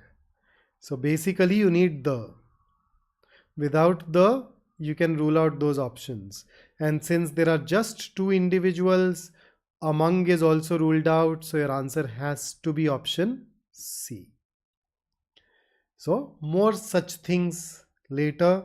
But this is what I had planned for you today. If you liked working with me, don't forget to like the video as well. And here is a thought that I want to leave you with. And when we have our next marathon, we will not have this grammar bias. And that will be out and out focused on practicing together. Practicing especially those areas that are new to XAT. Okay? तो उन चीज़ों पे थोड़ा ज़्यादा काम करेंगे. और decision making, fill in the blanks, सब उसमें फिल इन द ब्लैंक्स, थोड़ा ग्रामर, थोड़ा फॉर्म्स, थोड़ा RC, critical reasoning, whatever gets asked, we'll of course go ahead and practice on those things. Fill in the blanks के लिए यार मैंने अब वही है कि individual topics की अगर बात करें ना, तो when we look at our batches, we do cover everything individually. So for instance, I had a dedicated session on fill in the blanks, I think some 6 days ago in the batch that I work with. उसमें हमने पूरा 1 घंटा, सवा घंटा, I think almost 67 to 75 minutes we devoted to fill in the blanks and how we approach the questions, what all kind of clues exist, emerge. तो YouTube पे थोड़ा practice पे ज़्यादा focus रहता है. We treat this mostly as practice. पर करते हैं यार काम, बिल्कुल. Poems, CR, absolutely. You got it. Shreya, you have a marathon on that every day throughout the week. So you have one tomorrow, you have one a day after, you have one a day after that. हर रोज marathon है. मेरा आज था, मेरा इसके 2 दिन के बाद में है शायद आपके साथ, तो उसमें पूरा VALR एक बार फिर से देखेंगे. इन बिटवीन हर रोज कोई क्वांट का, कुछ DI का, कुछ डिसीजन मेकिंग का, सबके मैराथन होने वाले. ठीक है यार मिथुन, पंक्चुएशंस बहुत स्पेसिफिक हो जाएगा. पंक्चुएशंस में प्रॉब्लम पता है क्या है यार? If I take a session on punctuations on YouTube, it involves a lot of basics. You need to be aware of the basic jargon, you need to be aware of different types of phrases and clauses and all that, and that becomes a nightmare. वो फिर foundational grammar पढ़ाने के बिना करवाना मुश्किल हो जाता है. बट थैंकफुली हाँ, बट ये है कि XAT में पंक्चुएशंस पूछ तो लेते हैं यार बीच बीच में, तो कर लो, देखते हैं. यूट्यूब पे तो मुश्किल लग रहा है यार पंक्चुएशंस बहुत डिटेल में एज अ स्पेसिफिक टॉपिक करवा पाना. ठीक है, but चलिए, I had a pleasure working with you today and I look forward to meeting you guys once again in a couple of days from now. Until then, don't forget to tune into this channel every day at 5 p.m. for your XAT marathon sessions throughout the week. सोचो यार 31st और 1st तक को हम काम करें. अच्छा, कल वाला हो सकता है 5 बजे ना हो, पार्टीज वार्टीज होती हैं शाम को, ऑफिस से घर जाना ही मुश्किल हो जाएगा लोगों का, तो कल वाले का एक बार टाइम चेक कर लेना. Maybe the time could be a little different, but we will have a marathon session for you every day. Okay, चलिए, enjoy your evening and I will see you in the next one. I had a pleasure working with you and I look forward to meeting you again in the next session. Take care.